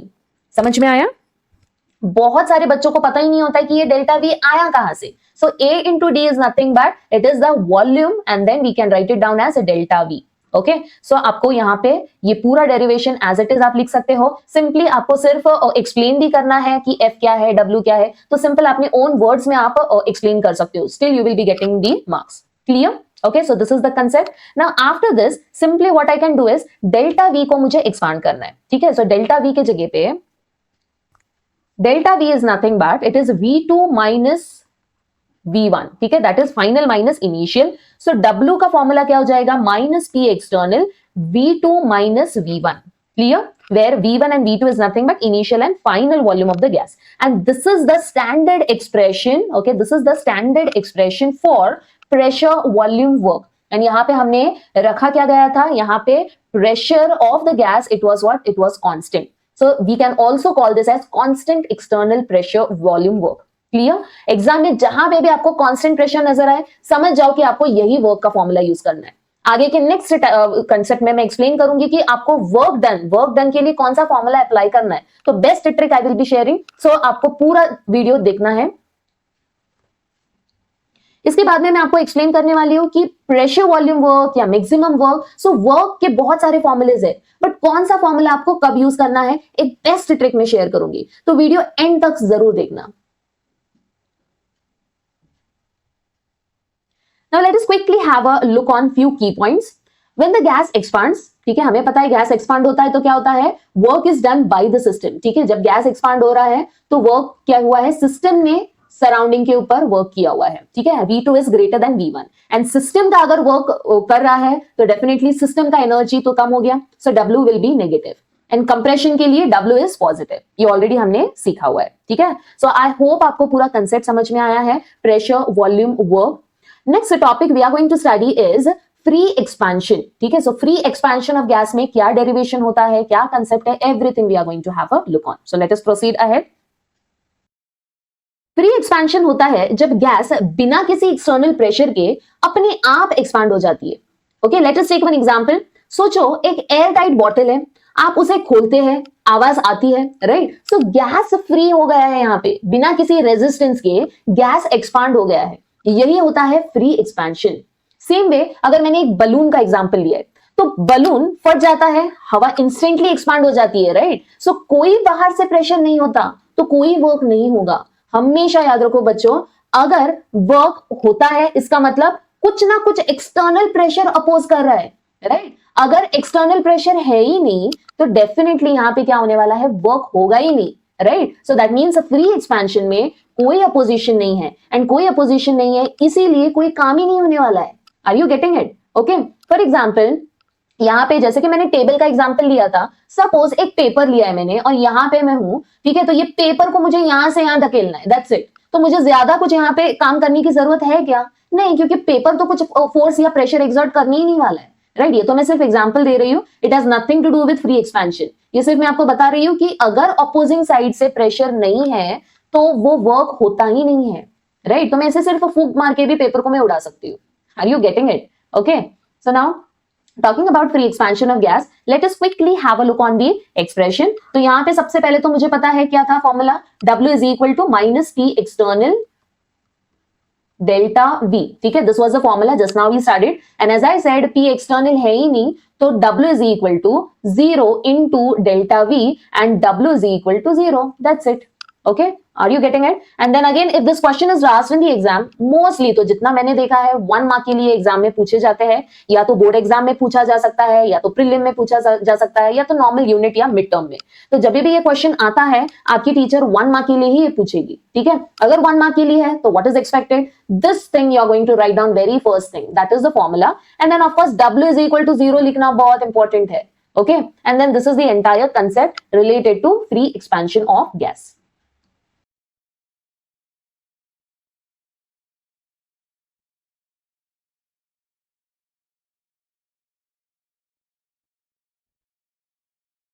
Now let us quickly move ahead with the PYQs. अभी यहाँ पे ये question पूछा गया है मार्च 2023 में. Calculate the work done during the expansion of 2 moles of an ideal gas from 10 dm cube to 20 dm cube at 298 Kelvin in a vacuum. Again now यहाँ पे जैसे कि मैंने कहा, मैंने बहुत सारे पेपर चेक किए, 90% स्टूडेंट्स ने ये गलत लिखा था. Okay, 90% students in the board exam they have written this answer wrong, क्योंकि उनको पता ही नहीं है. यहाँ पे जैसे ही आप देखते हो 2 मोल्स, ठीक है, क्योंकि ये पर्सनल एक्सपीरियंस के साथ बता रही हूँ, जैसे ही आप 2 मोल्स देखते हो, 10 देखते हो, यहाँ पे भी 10 है, तो चलो डब्ल्यू मैक्स का फॉर्मूला लगाते हैं, दैट इज -2.303 NRT. यस और नो, आपके साथ भी ये बहुत बार हुआ रहेगा, राइट? आपने कोई टेस्ट में ये गलत लिखा रहेगा. But it is very simple students. The tricky part is, यहाँ पे सबसे पहले आपका ध्यान जाना चाहिए वैक्यूम पे. एंड वैक्यूम का मतलब क्या हो रहा है? Free expansion of gas. And free expansion of gas में अभी मैंने एक्सप्लेन किया है कि P क्या होता है? P is equal to 0. Okay, and if P is equal to 0, definitely W क्या हो जाएगा? W भी 0. तो आपको कुछ कैलकुलेट करना ही नहीं है यहाँ पे, हार्डली ये फ्यू सेकेंड्स का काम है. And then again this will be mostly asked for 1 mark only. ठीक है, वो डब्ल्यू मैक्स कभी भी 1 मार्क के लिए नहीं होता है, तो ये डब्ल्यू मैक्स बिल्कुल नहीं है, मैक्सिमम वर्क नहीं है ये. ठीक है, एंड देन मैंने यहाँ पे मार्किंग स्कीम भी लिख दिया है. सबसे पहले P इज इक्वल टू 0 लिखना बहुत इंपॉर्टेंट है, and W is equal to 0 लिखना इंपॉर्टेंट है. ठीक है, so again half of mark. Okay, I hope the concept is clear to you. Now let us quickly move ahead with the PYQs. अभी यहाँ पे ये क्वेश्चन पूछा गया है मार्च 2023 में. Calculate the work done during the expansion of 2 moles of an ideal gas from 10 dm cube to 20 dm cube at 298 Kelvin in a vacuum. Again now यहाँ पे जैसे कि मैंने कहा, मैंने बहुत सारे पेपर चेक किए, 90% स्टूडेंट्स ने ये गलत लिखा था. Okay, 90% students in the board exam they have written this answer wrong, क्योंकि उनको पता ही नहीं है. यहाँ पे जैसे ही आप देखते हो 2 मोल्स, ठीक है, क्योंकि ये पर्सनल एक्सपीरियंस के साथ बता रही हूँ, जैसे ही आप 2 मोल्स देखते हो, 10 देखते हो, यहाँ पे भी 10 है, तो चलो डब्ल्यू मैक्स का फॉर्मूला लगाते हैं, दैट इज -2.303 NRT. यस और नो, आपके साथ भी ये बहुत बार हुआ रहेगा, राइट? आपने कोई टेस्ट में ये गलत लिखा रहेगा. But it is very simple students. The tricky part is, यहाँ पे सबसे पहले आपका ध्यान जाना चाहिए वैक्यूम पे. एंड वैक्यूम का मतलब क्या हो रहा है? Free expansion of gas. And free expansion of gas में अभी मैंने एक्सप्लेन किया है कि P क्या होता है? P is equal to 0. Okay, and if P is equal to 0, definitely W क्या हो जाएगा? W भी 0. तो आपको कुछ कैलकुलेट करना ही नहीं है यहाँ पे, हार्डली ये फ्यू सेकेंड्स का काम है. And then again this will be mostly asked for 1 mark only. ठीक है, वो डब्ल्यू मैक्स कभी भी 1 मार्क के लिए नहीं होता है, तो ये डब्ल्यू मैक्स बिल्कुल नहीं है, मैक्सिमम वर्क नहीं है ये. ठीक है, एंड देन मैंने यहाँ पे मार्किंग स्कीम भी लिख दिया है. सबसे पहले P इज इक्वल टू 0 लिखना बहुत इंपॉर्टेंट है, and W is equal to 0 लिखना इंपॉर्टेंट है. ठीक है, so again half of mark. Okay, I hope the concept is clear to you. Now let us proceed ahead with units of energy and work. So सबसे पहले यहाँ पे आपको पता होना चाहिए कि यूनिट्स क्या है, specially for energy and work, क्योंकि जब हम न्यूमेरिकल सॉल्व करेंगे सारे के सारे यूनिट्स सेम होने बहुत जरूरी है, otherwise then the entire concept will go wrong. ठीक है, at the same time conversion भी बहुत इंपॉर्टेंट है. आपको पता होना चाहिए कि 1 जूल एंड 1 पास्कल या 1 डीएम क्यूब बार, इसमें क्या कन्वर्जन है, right? So let us quickly take a screenshot of this and then I will proceed quickly with the numericals. So यहाँ पे ये सब एक्सप्लेन नहीं कर रही हूं मैं, quickly you can take a screenshot. Important क्या है वो बता रही हूँ आपको. तो सबसे इंपॉर्टेंट यहाँ पे आपको याद रखना है 1 dm cube bar is equal to 100 joule. ठीक है, ये ज्यादा से ज्यादा हम लोग यूज करने वाले हैं. एंड देन 1 जूल को अगर डीएम क्यूब बार में कन्वर्ट करना है तो simply 10 to the power -2 dm cube bar. तो जहां पे भी आपने लिखा है क्विकली राइट इट डाउन और take a screenshot of this because this is very very important. Now we are going to proceed ahead with the numericals. सबसे पहले हम सॉल्व करेंगे PYQs and in-text questions. And in my next video series, I'm going to solve all the exercise questions. So if you want any topic जिसपे मैं textbook exercise questions बनाऊं, so quickly write it down in the comment box. तो आइए देखते हैं numericals. सबसे first है in-text के questions. Now remember बच्चों, सिर्फ आप textbook के exercise questions मत solve करो. Along with exercise, you need to solve in-text questions also. Why in-text questions? Because अगर आप previous years के question paper देखोगे, बहुत बार इंटेक्स के क्वेश्चन पूछे गए हैं. ठीक है, यहां पे भी अगर आप देखोगे ये Intex question 4.1 and this was the same question was asked in July 2023. And अभी रिसेंटली मैंने बोर्ड के पेपर्स चेक किए हैं, वहां पे भी मैंने देखा है कि प्रीवियस ईयर्स के जो भी क्वेश्चंस रिपीट हुए हैं या इंटेक्स के क्वेश्चन रिपीट हुए हैं. Okay, so let us now quickly solve. यहां पे क्वेश्चन है 3 moles of an ideal gas are expanded isothermally from 15 dm cube to 20 dm cube at constant external pressure of 1.2 bar estimate the amount of work in dm cube bar and joules. तो यहां पे सबसे important आपको क्या याद रखना है कि वर्क डन तो मुझे पता है क्योंकि क्वेश्चन में ही दिया है कि वर्क आपको फाइंड आउट करना है, बट वर्क के आपको पता है कि दो मेजर फॉर्मूले हैं, W is equal to minus P external delta V और दूसरा होता है W मैक्स। कौन सा फॉर्मूला कब अप्लाई करना है वो मैं अभी आपको बता रही हूं। सो ऑलवेज रिमेंबर बच्चों, जहां पे भी क्वेश्चन में कांस्टेंट एक्सटर्नल प्रेशर ये वर्ड्स अगर आपको नजर आए तो आंख बंद करके आपको ये फॉर्मूला यूज करना है, that is minus P external delta V। Clear? And ये क्वेश्चन सेम ही है। आइए देखते हैं solution. Now all the questions I have solved it okay on my own। यहाँ पे मैंने लॉ कैलकुलेशन भी बताया है, तो अगर आपको ये सारे हैंड रिटन नोट्स चाहिए तो do not forget to write down in the comment box all the hand written notes on the complete chapter I will be sharing, ठीक है, अलॉन्ग विद द न्यूमेरिकल्स। तो यहाँ पे मैंने लॉ के साथ में न्यूमेरिकल सॉल्व किया है, क्योंकि बाकी सारे टेक्स्ट बुक में आपको नजर आएगा कि न्यूमेरिकल तो सॉल्व किया है बट लॉ के साथ में नहीं किया होगा, राइट। एंड डब्ल्यू के जो कैलकुलेशन है थोड़ा सा लेंदी है compare to the other numericals. Now let us proceed ahead। यहाँ पे डेटा क्या क्या दिया है, given information n, v1, v2 and p external. Formula जैसे कि मैंने कहा I am going to use minus p external delta v and delta v is v2 minus v1। Simply यहाँ पे p एक्सटर्नल को सब्स्टिट्यूट करो, v1 है यहाँ पे 15, v2 है 20, simply substituted and then you will get the answer that is minus 6 dm cube bar. ठीक है, it is what minus 6 dm cube bar. कहां पे मिस्टेक हो सकता है वो भी मैं बता रही हूँ। बहुत बार ये माइनस साइन लिखना भूल जाते हो, अगर ये माइनस साइन नहीं लिखोगे तो डेफिनेटली पूरा कंसेप्ट गलत हो गया, ठीक है, आपको मार्क्स नहीं मिलेंगे। एंड यहाँ पे यूनिट क्या क्या दिया है, डीएम क्यूब दिया है, बार दिया है, तो डेफिनेटली डब्ल्यू का जो यूनिट होगा वो होगा डीएम क्यूब बार। अभी मैंने बताया है 1 डीएम क्यूब बार को 100 जूल्स में आपको कन्वर्ट करना है, right, because 1 dm cube is equal to 100 joule. So 6 dm cube will be 600 joule and minus आपको यहाँ पे डालना इंपॉर्टेंट है। Clear? So the amount of work in dm cube is -6 and in joules is -600। Clear? अभी यहाँ पे ये question पूछा गया है 2023 में 1 मार्क के लिए, तो 1 मार्क के लिए है तो ज्यादा आपको सोचना नहीं है, तो 1 मार्क के लिए simply you are going to write down this entire thing, this will be for half mark and this will be for half mark. अगर ये हाफ मार्क के लिए है तो अगर आप यूनिट लिखो या ना लिखो तो भी आपको मार्क्स मिलेंगे, बट मेरा सजेशन है हमेशा आप यूनिट लिखो, ठीक है, हमेशा आपको यूनिट लिखना है। अगर आप नहीं लिखोगे देन मार्क्स, अगर सपोज 2 मार्क्स के लिए पूछा है तो डेफिनेटली ये 1 मार्क अगर आंसर के लिए तो 1 मार्क में this is half mark and unit is half mark.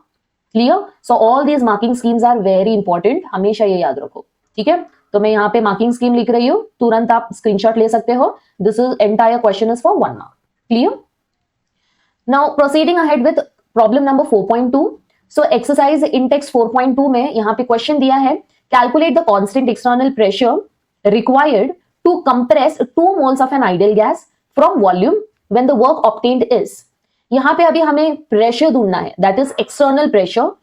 N दिया है, V1 दिया है, V2 दिया है, W दिया है। नाउ रिमेंबर N यहां पे आपको सिर्फ कंफ्यूज करने के लिए दिया है, N का कोई जरूरत है ही नहीं। पहली बात तो the moment you look into N तुरंत आप W मैक्स लिखने जाते हो, that is -2.303 NRT and all. गलत है, ठीक है, ये गलत है। आपको कौन सा फॉर्मूला यूज करना है, -P एक्सटर्नल डेल्टा V। चलो ना quickly we will substitute entire thing. तो यहाँ पे मैंने डिटेल में कैलकुलेट किया है, तो बहुत इजी है, यहाँ पे कुछ ज्यादा एक्सप्लेन करने जैसा नहीं है। सो अगर आप देखोगे P एक्सटर्नल मुझे ढूंढना है, तो P एक्सटर्नल को मैंने एक साइड पे ले लिया, this minus and minus will get cancel, it will become plus, then P external will be 4.052 bar. ठीक है, यहाँ पे अभी कुछ मेंशन नहीं किया है जूल्स में चाहिए या बार में चाहिए, तो सबसे पहले तो यहाँ पे ये जूल्स में था, तो जूल्स को हमने डीएम क्यूब बार में कन्वर्ट किया, ये भूलना नहीं, क्योंकि अगर आपने W को जूल्स में रखा है, वॉल्यूम को डीएम क्यूब में रखा है, then the entire thing will go wrong. ठीक है, या तो इसे कन्वर्ट करो जूल्स में या तो इसे कन्वर्ट करो डीएम क्यूब बार में। क्लियर? तो both are correct, you will be getting the correct answer. Okay, the next one is in text 4.3। यहाँ पे अगेन 200 ml ethylene gas, 150 ml HCl gas, they were allowed to react, reaction दिया गया है।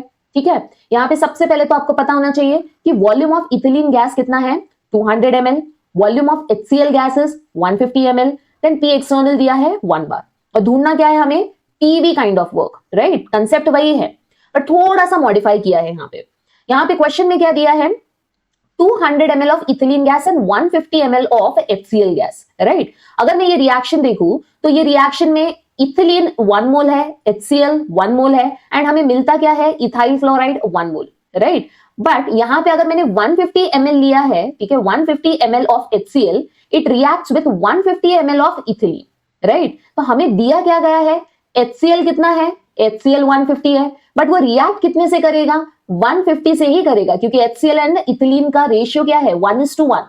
सो 200 में से सिर्फ 150 रिएक्ट होने वाला है HCl के साथ, ठीक है। तो अभी रिएक्टेंट में ये दोनों है, तो HCl 150 है, ethylene 150, so 150 and 150 will give me 300।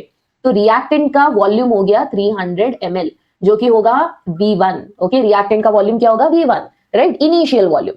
And product बनने के बाद ही तो फाइनल मिलेगा ना मुझे volume, right. So final volume will be what, final volume, this is again 150। Why 150, क्योंकि ये 1 है, ये 1 है, 1 है, ये 150 हुआ, तो ये भी तो 150, ये भी तो 150 होना चाहिए, राइट। सो V1 ऐड करो 300 मिलेगा, V2 150, एंड देन ml को dm क्यूब में कन्वर्ट करना है।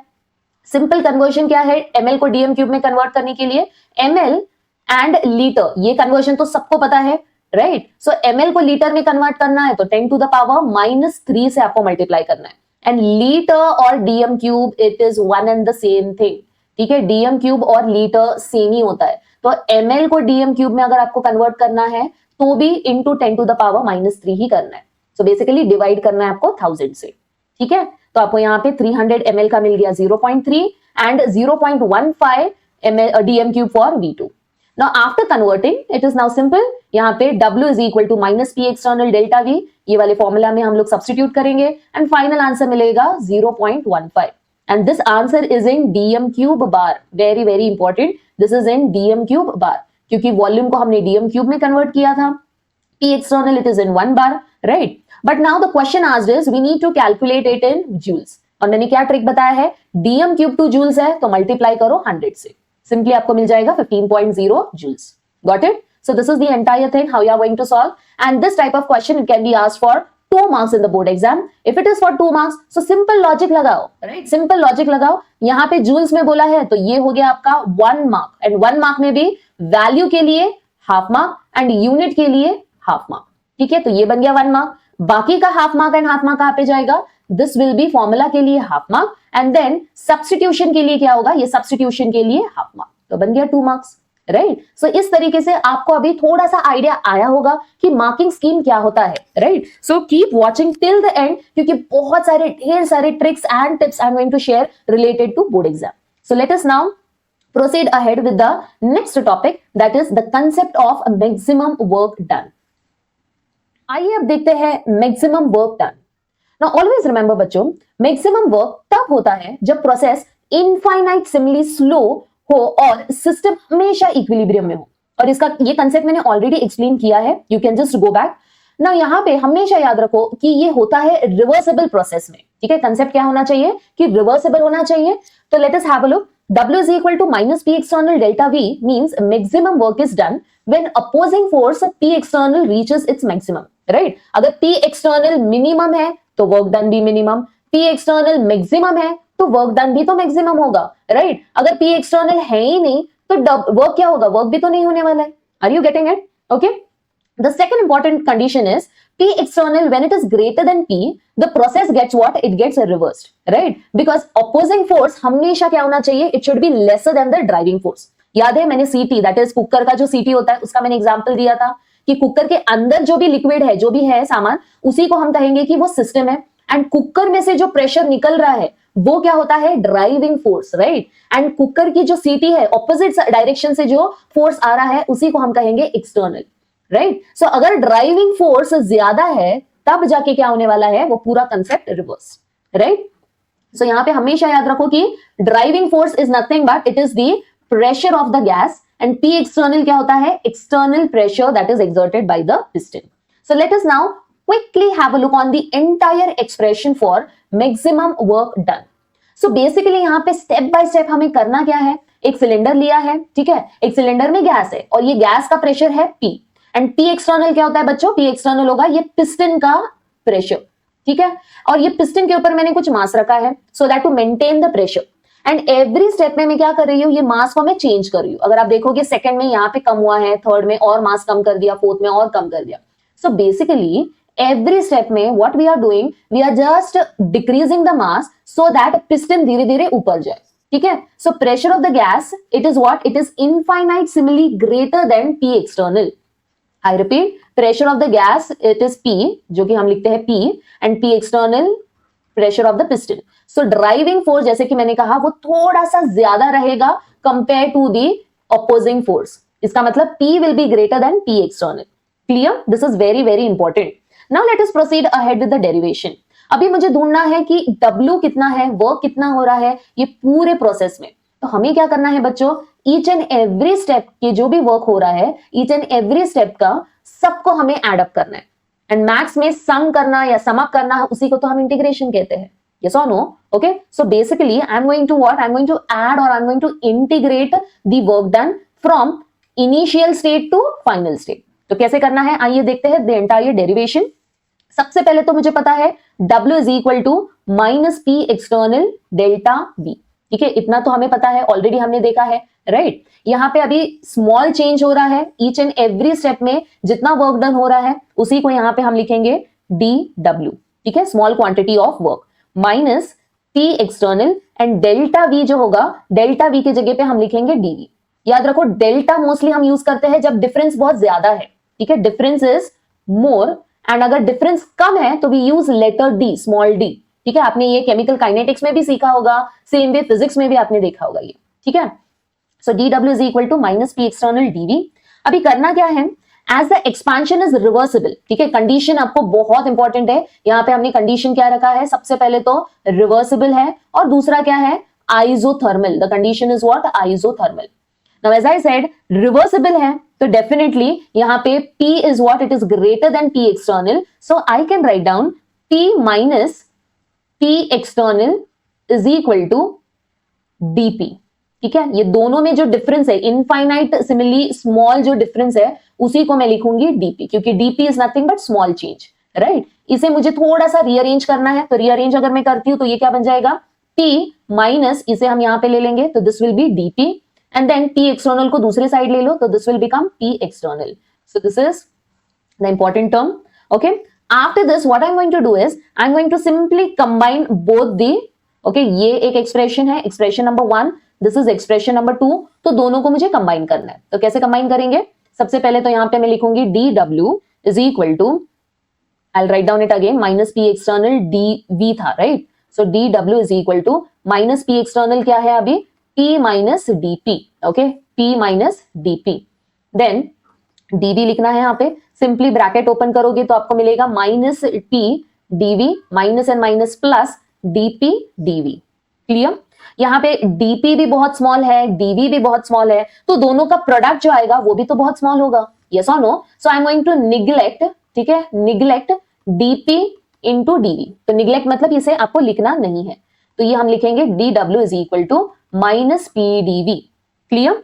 अभी ये लिखने के बाद में सिंपली हमें करना क्या है, अभी हमें सिंपली इंटीग्रेट स्टार्ट करना है, ठीक है। तो यहाँ पे इंटीग्रेशन DW और integration within the limits, this will be initial to final, ठीक है, initial state to final state तक आपको इंटीग्रेट करना है, and on the other side also you are going to integrate. So यहाँ पे होगा इंटीग्रेशन V1 टू V2, और ये बन गया आपका DV, ठीक है, यहाँ पे है P और DV। क्लियर? इसके बाद में integration of initial to final, मतलब सारे स्टेप को हम इंटीग्रेट करें, सारे स्टेप को हम ऐड कर रहे हैं, तो जो भी वर्क होगा वो मैक्सिमम वर्क कहलाएगा, यस और no. So I can write it down as W max, okay, इसी को हम कहते हैं W max या maximum work done, and this will be integration of V1 to V2 and P DV। Clear? अभी इसके बाद में और एक कंसेप्ट मुझे पता है, that is P is equal to, PV is equal to NRT, yes और नो। लोअर स्टैंडर्ड में आपने स्टडी किया है, PV is equal to NRT, isn't it? तो सिंपली हम क्या करेंगे, जहां पे भी P DV है, या तो मैं इसे थोड़ा सा मैं रीअरेंज करूंगी, तो यहां पे ये हो जाएगा P के जगह पे I can write down this as NRT upon V, तो ये P के जगह पे मैं डालूंगी NRT अपॉन V यहां पे, ठीक है। तो the expression will be W max is equal to minus integration V1 to V2, P के जगह पे हम लिखेंगे NRT अपॉन V, और ये बन गया DV।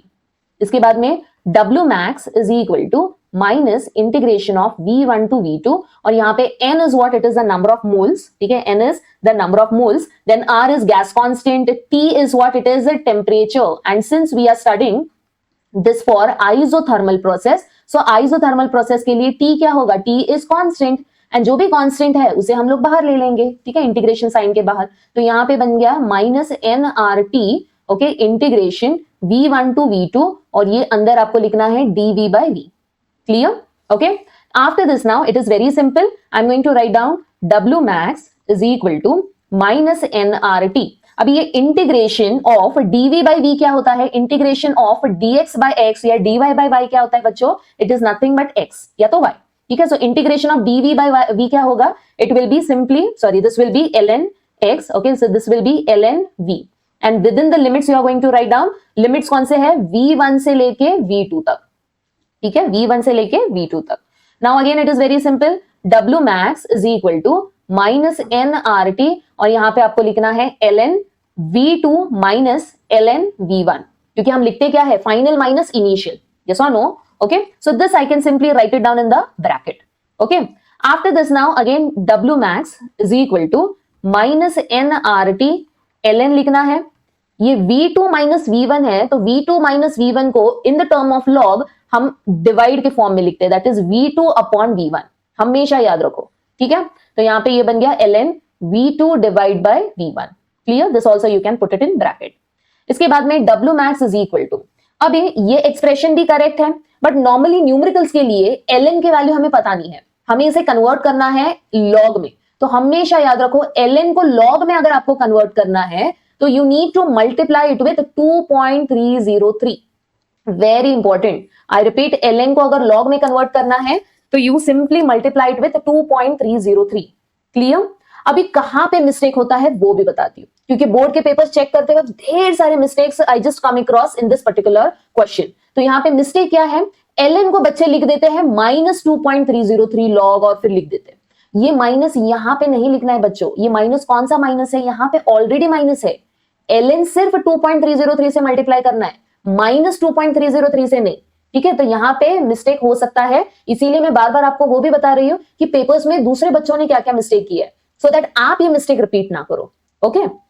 सो यहाँ पे ये बन गया minus N R T, and ln की जगह पे मैं लिखूंगी यहाँ पे, ओके, सबसे पहले तो हमें मल्टीप्लाई करना है, माइनस को एज इट इज मैं लिखूंगी यहाँ पे 2.303, ठीक है, क्योंकि ln अभी कन्वर्ट होने वाला है लॉग में, nrt यहाँ पे हम एज इट इज लिखेंगे, फिर ln बदल गया है लॉग में, and ln to log this will be to the power 10, ठीक है, यहाँ पे 10 to power 10, and then this will be v2 upon v1।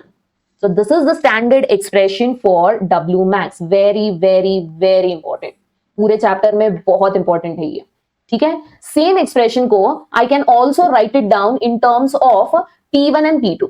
अभी रिसेंटली मैंने पेपर चेक किया है, जुलाई 2025 के जो पेपर्स, जो रीचेकिंग या इंप्रूवमेंट के लिए जो बच्चे लिखते हैं, वो क्वेश्चन पेपर में भी ये पर्टिकुलर न्यूमेरिकल पूछा गया है, ठीक है। तो इसके बाद में मैं मार्किंग स्कीम भी आपको बताऊंगी। तो यहाँ पे W max in terms of pressure अगर आपको लिखना है तो हमें क्या करना है, बाकी सब सेम रहेगा, ठीक है, ये quickly I write down, okay. अभी प्रेशर के टर्म में लिखना है तो सिंपली आपको एक कंसेप्ट याद रखना है, PV is equal to nRT, right. So यहाँ पे P1 V1 is equal to this, I can write down P1 V1 is equal to P2 V2, yes or no? So P1 upon P2 will be equal to V2 upon V1, just मैंने rearrange किया है, P1 के नीचे P2 को ले लो and V2 पहले रहेगा, फिर नीचे V1 आएगा, ठीक है। So basically V2 upon V1 क्या होता है, P1 अपॉन P2, उल्टा लिखना है प्रेशर के लिए, P1 upon P2, and then this is the expression for W max in terms of pressure, very very important. Exam में अभी जुलाई के एग्जाम में, सॉरी जून के एग्जाम में पूछा क्या गया था, इन टर्म्स ऑफ प्रेशर पूछा था, बच्चे ने लिखा है वॉल्यूम, तो वहां पे मैं मार्क्स दे ही नहीं सकती, ठीक है, सो मार्क्स मुझे डिडक्ट करना पड़ा। So this is the entire thing related to expression for maximum work done. I hope the concept is clear to you. देखते हैं अभी the conditions for maximum work done by the system. ठीक है, तो क्या क्या कंडीशन है। सबसे पहले तो कंडीशन हमें पता है कि it should be what, thermodynamically reversible. This is the important point, right? The condition it should be what, it should be thermodynamically reversible. Then the change in the system takes place in an infinite number of steps. ये भी हमें पता है। फिर क्या होना चाहिए condition कि ड्राइविंग फोर्स जो होता है, driving force is nothing but it is P and opposing force होता है P एक्सटर्नल। तो कौन सा ज्यादा होना चाहिए? ड्राइविंग फोर्स ज्यादा होना चाहिए P एक्सटर्नल से। एंड जो भी ज्यादा होता है तो ज्यादा minus the lesser one, right? So P minus P external होता है DP, राइट? बहुत बार बच्चे उल्टा लिख देते हैं एंड जैसे ही उल्टा लिखोगे, स्टार्ट ही इससे हमने किया था, याद है? तो जैसे ही उल्टा लिखोगे पूरा का पूरा expression it will go wrong. So this is very important कि driving force it should be greater. And then the last one is the system is in mechanical equilibrium with its surrounding. आइए देखते हैं अभी PYQs on the same topic. So ये same question पूछा गया था मार्च 2019 for 2 marks. And already मैंने explain किया है conditions. And यहाँ पे marking scheme अब तक I think आपको पता होना चाहिए. 2 marks के लिए क्या होगा?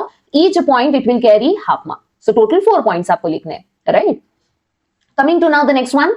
Derive an expression for maximum work in isothermal reversible expansion for 2 moles of an ideal gas. ठीक है, तो पूरा का पूरा डेरिवेशन आपको वही लिखना है. ओनली थिंग इज n के जगह पे आप क्या लिखोगे? आप लिखोगे 2. अगर आप n की जगह पे 2 नहीं लिख रहे हो, सिर्फ n लिखा है, तो the entire thing is wrong. Okay, the entire thing will go what? Wrong. Let me just quickly explain you how to write down. तो ये एक्सप्रेशन हमने स्टार्ट किया था, राइट? तो यहाँ पे करना क्या है आपको? PV is equal to NRT था, ठीक है? तो n के जगह पे मैं यहाँ पे डालूंगी 2, यहाँ पे आ गया 2, राइट? इसके बाद में जहां पे भी n है, everywhere you are going to put 2. Same way यहाँ पे है 2, यहाँ पे आ गया 2, यहाँ पे अगेन 2, देन लास्ट में यहाँ पे सेम वे यर एंड यर. So this is the expression, okay? You are going to put multiplication sign. इसे आप कैलकुलेट कर सकते हो या तो एज इट इज रखोगे तो भी कंसेप्ट सेम ही है. आंसर रॉन्ग नहीं है, आपका आंसर करेक्ट ही होगा, ठीक है? सेम वे अगर n के जगह पे 2 के जगह पे 3 पूछा है, 3 मोल्स, 4 मोल्स, 5 मोल्स, सो कंसेप्ट वही है, हमेशा याद रखो. अगर आपने सब्स्टिट्यूट नहीं किया है n का वैल्यू तो आंसर रॉन्ग है, ठीक है? फिर आप बोलोगे मैम मैंने एक्सप्रेशन तो सही लिखा है, डेरिवेशन एक्सप्रेशन सही लिखा है, बट क्वेश्चन क्या पूछा है वो भी तो आपको देखना है, ठीक है? So this is the concept. Next one is the question given to us is 2000 millimoles of an ideal gas isothermally and reversibly. अब आती है ट्रिक्स की बारी, ठीक है? तो जैसे मैंने कहा था P एक्सटर्नल कब यूज करना है, कांस्टेंट एक्सटर्नल प्रेशर वाला फॉर्मूला कब यूज करना है, सेम वे W मैक्स के लिए आपको ट्रिक क्या याद रखना है? अगर क्वेश्चन में आइसोथर्मली एंड रिवर्सिबली ये 2 वर्ड आते हैं, आंख बंद करके आपको W मैक्स का ही फॉर्मूला यूज करना है और कोई दूसरा फॉर्मूला नहीं यूज करना है, प्रोवाइडेड वैक्यूम ऐसा कोई वर्ड ना हो, ठीक है? अगर वैक्यूम है तो आपको समझ जाना है कि it is what? W is equal to 0, ठीक है? तो आइसोथर्मली एंड रिवर्सिबली ये 2 वर्ड्स पे आपका ध्यान जाना चाहिए. Now how to solve this question? Now if you look into the same question, ये सेम क्वेश्चन आपका इन टेक्स्ट का क्वेश्चन है, दैट इज 4.4. इसीलिए मैं बार बार कह रही हूं बच्चों, बहुत बार बोर्ड में जो क्वेश्चंस आते हैं वो टेक्स्ट बुक एक्सरसाइज से ज्यादा इन टेक्स्ट में से आते हैं. तो you need to solve those questions perfectly. इसीलिए ये मैंने पूरे वन शॉट में सारे के सारे इन टेक्स्ट एंड प्रीवियस ईयर्स के क्वेश्चंस लिए हैं. और जैसे कि मैंने कहा सेपरेट एक वीडियो में एक्सरसाइज के न्यूमेरिकल्स पे भी बनाने वाली हूं. So kindly write down in the comment box which chapter you want me to cover in the next video. Now let us have a look on the numerical. So यहाँ पे सारा information given जो दिया है, everything I have written. Then now this question is asked for 2 marks, ठीक है? Sorry 2 marks नहीं, ये 3 मार्क्स के लिए पूछा गया है. तो 3 मार्क्स के लिए कैसे मार्किंग स्कीम है वो भी बताती हूँ. तो यहाँ पे सबसे पहले तो W मैक्स का फॉर्मूला मुझे पता है, 2.303 NRT log to the base 10 V2 upon V1, ठीक है? तो आपको सब सब्स्टिट्यूट करना है. log of 3/2 that is 3/2 that will give me 1.5. so log of 1.5 आपको ढूंढना है. तो quickly you take out your log book, क्योंकि अभी साथ में सॉल्व करोगे तो बेटर रहेगा. बाद में अगर आप सोचोगे कि मैं बाद में सॉल्व करूंगा या करूंगी तो वो कभी नहीं होने वाला है. तो quickly just pause the video, take out your log book, I will help you out with the log, ठीक है? जिनको लॉग नहीं आता है उनको भी आज समझ में आ जाएगा कि लॉग कैसे यूज करना है. तो 1.5 सबसे पहले तो आपको क्या करना है? 1.5 का आपको लिखना है कैरेक्टरिस्टिक, ठीक है? तो पॉइंट के पहले एक ही डिजिट है, तो एक डिजिट, एक फॉर्मूला याद रखो n-1. लॉग के लिए फॉर्मूला याद रखो n-1. n is the number of digit before the decimal point. And how many digit we have? 1 digit, ठीक है? तो ये हो गया 1 -1 0. तो 1.5 का कैरेक्टरिस्टिक क्या मिल गया मुझे? 0 और तुरंत पॉइंट डालना है. अभी क्या करना है? पॉइंट को इग्नोर करो. तो 1 and 5 15. तो 15 और आपको 0 के कॉलम में देखना है कि वैल्यू क्या है, क्योंकि 1 5 के बाद में और कोई डिजिट है ही नहीं. तो 15 ओके एंड जीरो के कॉलम 15 रो एंड जीरो के कॉलम में अगर आप देखोगे तो वैल्यू क्या दिया गया रहेगा, इट विल बी 0.1761 और ये जीरो कहां से आया मैंने ऑलरेडी यहां पे एक्सप्लेन कर दिया है। ठीक है, तो इस तरीके से अगर आप लॉग यूज करोगे तो कंसेप्ट इजी हो जाएगा। ठीक है, and then simple normal maths आप नॉर्मल कैलकुलेशन मल्टीप्लिकेशन करके आपको फाइनल आंसर मिल जाएगा। It is -2023.08। This is in joules. Kilo joules के लिए तो हमें पता है joules to kilo joules, simply you are going to multiply it with 10 to the power -3 या divide it with 1000। Clear? I hope the concept is clear. Coming to now the next question. This question was asked in March 2022 for 2 marks. Okay. और यहाँ पे marking scheme रह गया है। Now यहाँ पे 3 marks के लिए है, तो सबसे इंपॉर्टेंट आपको क्या करना है, सबसे फर्स्ट तो आपको नंबर ऑफ मोल्स, यहाँ पे अगर आप ध्यान दोगे this is in millimoles और कन्वर्ट आपको किस में करना है, मोल्स में। ठीक है, आपको हमेशा याद रखो SI unit for moles is mole. Okay, number of moles is mole itself, not millimoles. And millimoles to moles में कन्वर्ट करना है, again the same thing, 10 to the power -3 से मल्टीप्लाई करो या तो डिवाइड करो 1000 से। Clear? तो ये हो गया आपका हाफ मार्क। उसके बाद में half mark is 1 mark is for the formula, half mark is for the substitution and last का 1 mark is for the answer. And answer में भी आपको पता होना चाहिए कि हाफ मार्क होता है वैल्यू के लिए एंड हाफ मार्क होता है यूनिट के लिए। Clear? Late us proceed ahead with March 2022 question. It is asked for 2 marks. Again पूरा सब इंफॉर्मेशन यहाँ पे मैंने लिखा हुआ है, तो मैं everything I am not going to explain because सब मैंने डिटेल में यहाँ पे सॉल्व किया है। Still if you have any difficulty kindly write down in the comment box. ठीक है, तो यहाँ पे 1 मोल तो ऑलरेडी यहाँ पे मेंशन है, W मैक्स हमें ढूंढना है, सब्स्टिट्यूट करो everything, the answer will be 101.54। तो quickly you can take a screenshot. Okay, so simple maths आपको अप्लाई करना है और सारे लॉग की कैलकुलेशन भी मैंने यहाँ पे लिखे हुए हैं। ठीक है, अभी जस्ट हमने सॉल्व किया था for 1.5, the same value you are going to put here and then W max का वैल्यू हमें मिलेगा -1.011 kilo joule. Clear? Marking scheme भी मैंने लिख दिया है, तो quickly take a screenshot of this. The next one is now talking about textbook in text 4.5। Okay, 22 gram of CO2 दिया है, are compressed isothermally and reversibly at 298 kelvin. Then initial pressure दिया है हमें, work obtain भी दिया है और ढूंढना क्या है हमें, final pressure, that is P2। P2 होता है फाइनल प्रेशर, ये हमें ढूंढना है। ठीक है, तो कैसे प्रोसीड करना है, everything in detail I have shared, but before that quickly take a screenshot of this question and then we will look into the answer. This is the answer, everything using log I have solved. तो सबसे पहले step by step जाते हैं।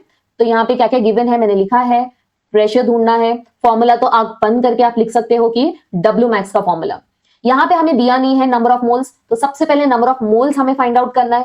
Number of moles होता है mass upon molar mass. ठीक है, तो मास जो भी दिया हुआ है, मास कितना दिया है हमें, it is 22 gram and molar mass of CO2 that you need to calculate, right, that you need to calculate. Carbon का कितना होता है, atomic mass is 12 and oxygen का atomic mass is how much, the oxygen atomic mass is 16, but total 2 oxygen है, तो 16 into 2 32, add up करो आपको मिल जाएगा CO2 का मोलार मास। तो ये आपको 44 एंड यहाँ पे आपको ये सब्स्टिट्यूट करना है।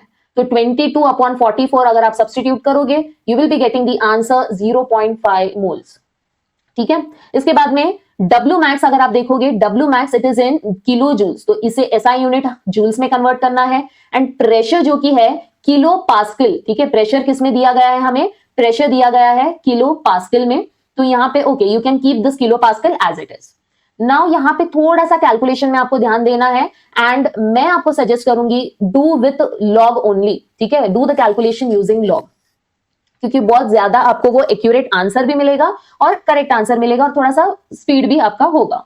ठीक है, तो यहाँ पे W मैक्स मैंने यहाँ पे सब्स्टिट्यूट कर दिया है, बाकी सब यहाँ पे सब्स्टिट्यूट कर देना है।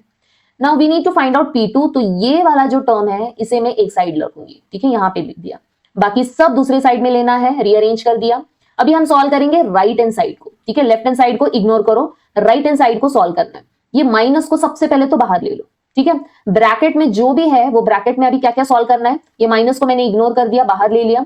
तो 1200 इसका लॉग, देन माइनस ऑफ, क्योंकि ये डिविजन में है ना, 1200 divide by all this thing. And हमें पता है कि लॉग में जो भी डिविजन में होता है उसे सब्ट्रैक्ट करना है, तो डिनोमिनेटर में जो भी है उसके लॉग को मुझे सब्ट्रैक्ट करना है। ठीक है। फिर डिनोमिनेटर में क्या क्या है, 2.303 है, 0.5 है, 8.314, 298 है, इन सबको हमें, सबका लॉग हमें ऐड करना है। ठीक है। नाउ लॉग ऑफ 1200, तो सबसे पहले तो 4 डिजिट है, 4 डिजिट है, and then what we are going to do, what is the formula for characteristic, log के लिए n-1, तो 1200 में 4 डिजिट है, -1, दिस इज 3, तो ये बन गया हमारा कैरेक्टरिस्टिक 3, तो यहां पे मैंने लिख दिया 3। एंड देन तो आपको पता है 12 के रो में 0 का 0 कॉलम देखना है, you will get this answer. तो ऐसे ही बाकी सब आपको देखना है। ठीक है। यहाँ पे एक बार 1 आया है, बहुत सारे बच्चे, इवन मैं जब प्रैक्टिकल कंडक्ट करती हूँ, बार का कंसेप्ट ही नहीं पता है। रिसेंटली वॉल्यूमेट्रिक टाइट्रेशन मैंने लिया है, सो वॉल्यूमेट्रिक में still students they don't know how to calculate log, and volumetric में लॉग कैलकुलेशन बहुत इंपॉर्टेंट है बच्चों, ये याद रखो। ठीक है। तो जहां पे भी आपको 0 नजर आए, जैसे कि यहां पे दिया गया है हमें 0.5, ठीक है, सो लॉग ऑफ 0.5 का मतलब यहां पे आपके पास में 0 है, तो अगर एक 0 है तो आप डालोगे यहां पे बार 1, तो 0.1 sorry 0 -1 is nothing but -1, and यहाँ पे लॉग में लिखते वक्त आप लिखोगे बार 1। ठीक है। अगर यहाँ पे 0.05 होता तो कितने 0 है, 1 और 2, तो ये बन जाएगा बार 2। ठीक है। इसी तरीके से अगर 0.005 है तो ये बन गया बार 3।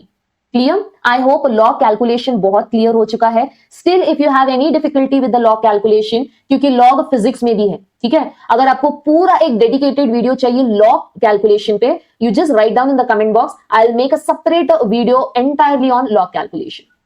Now this is the entire thing, and इसके बाद में हमें सॉल्व करना है, तो अगर मैं ब्रैकेट सॉल्व करूं तो मुझे मिलने वाला है आंसर, दिस इज 1.6239। यहां पे मैंने पूरा का पूरा एडिशन दिखाया है।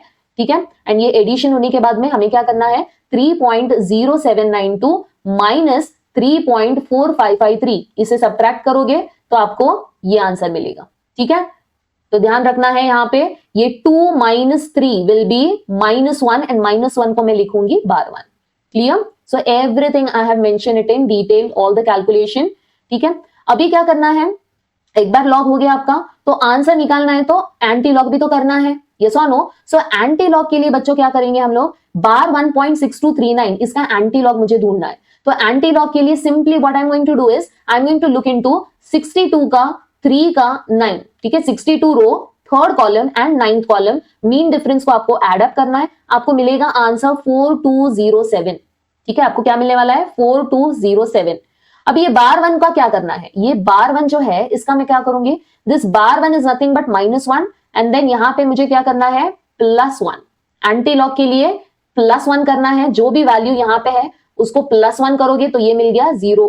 ठीक है। क्या मिलेगा, 0, एंड 0 का मतलब क्या होता है कि 0 डिजिट के बाद में decimal point, and 0 digit is nothing but, better है इसके पहले आप पॉइंट डालो।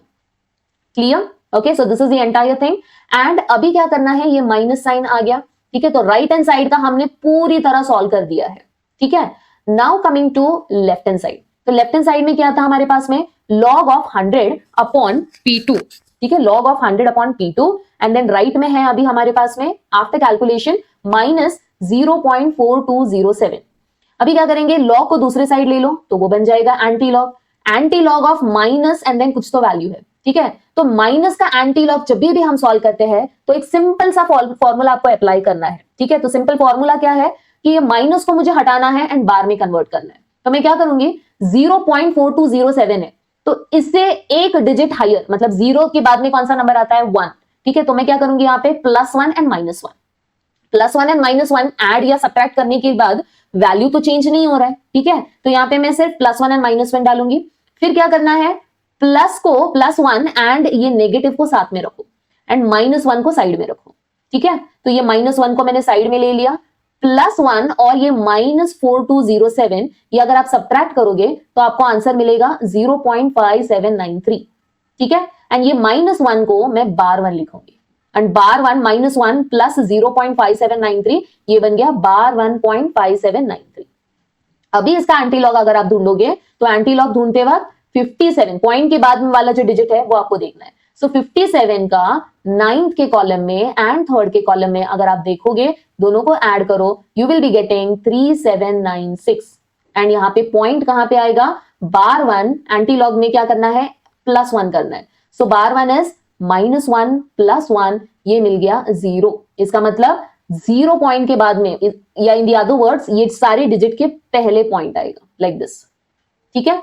एंड इसके बाद में P2 को आप ले लो ऊपर न्यूमरेटर में, तो 0.3796 डिनोमिनेटर में आ गया, and then simple maths you are going to calculate your, ठीक है, and you will be getting the final answer. यहाँ पे अगर आप यहाँ पे अगर आप देखोगे, सो 1 डिवाइड बाय, मैंने क्या किया है 100 डिवाइड बाय 0.3796, ये थोड़ा सा डिफिकल्ट है डिवाइड करना, तो मैंने लॉजिक क्या अप्लाई किया है, 100 को साइड में रखो, इसे मैं 0.3796 भी तो लिख सकती हूँ, ठीक है। अब ये 1 divide by anything is nothing but the reciprocal, तो मैंने लॉजिक क्या अप्लाई किया है, मैंने लॉजिक अप्लाई किया कि मैं रेसिप्रोकल टेबल में देखो, एंड रेसिप्रोकल टेबल अगर आप देखोगे तो रेसिप्रोकल टेबल किस फॉर्मेट में दिया गया है, अगर आप ध्यान से देखोगे टेबल के फर्स्ट कॉलम में कैसा है फॉर्मेट, एक डिजिट के बाद में डेसिमल पॉइंट है, यहाँ पे हमारे पास में डिजिट के पहले डेसिमल पॉइंट है, तो मैंने सिर्फ कन्वर्ट किया है, एंड यहाँ पे इसे मैंने 3.796 में कन्वर्ट कर दिया।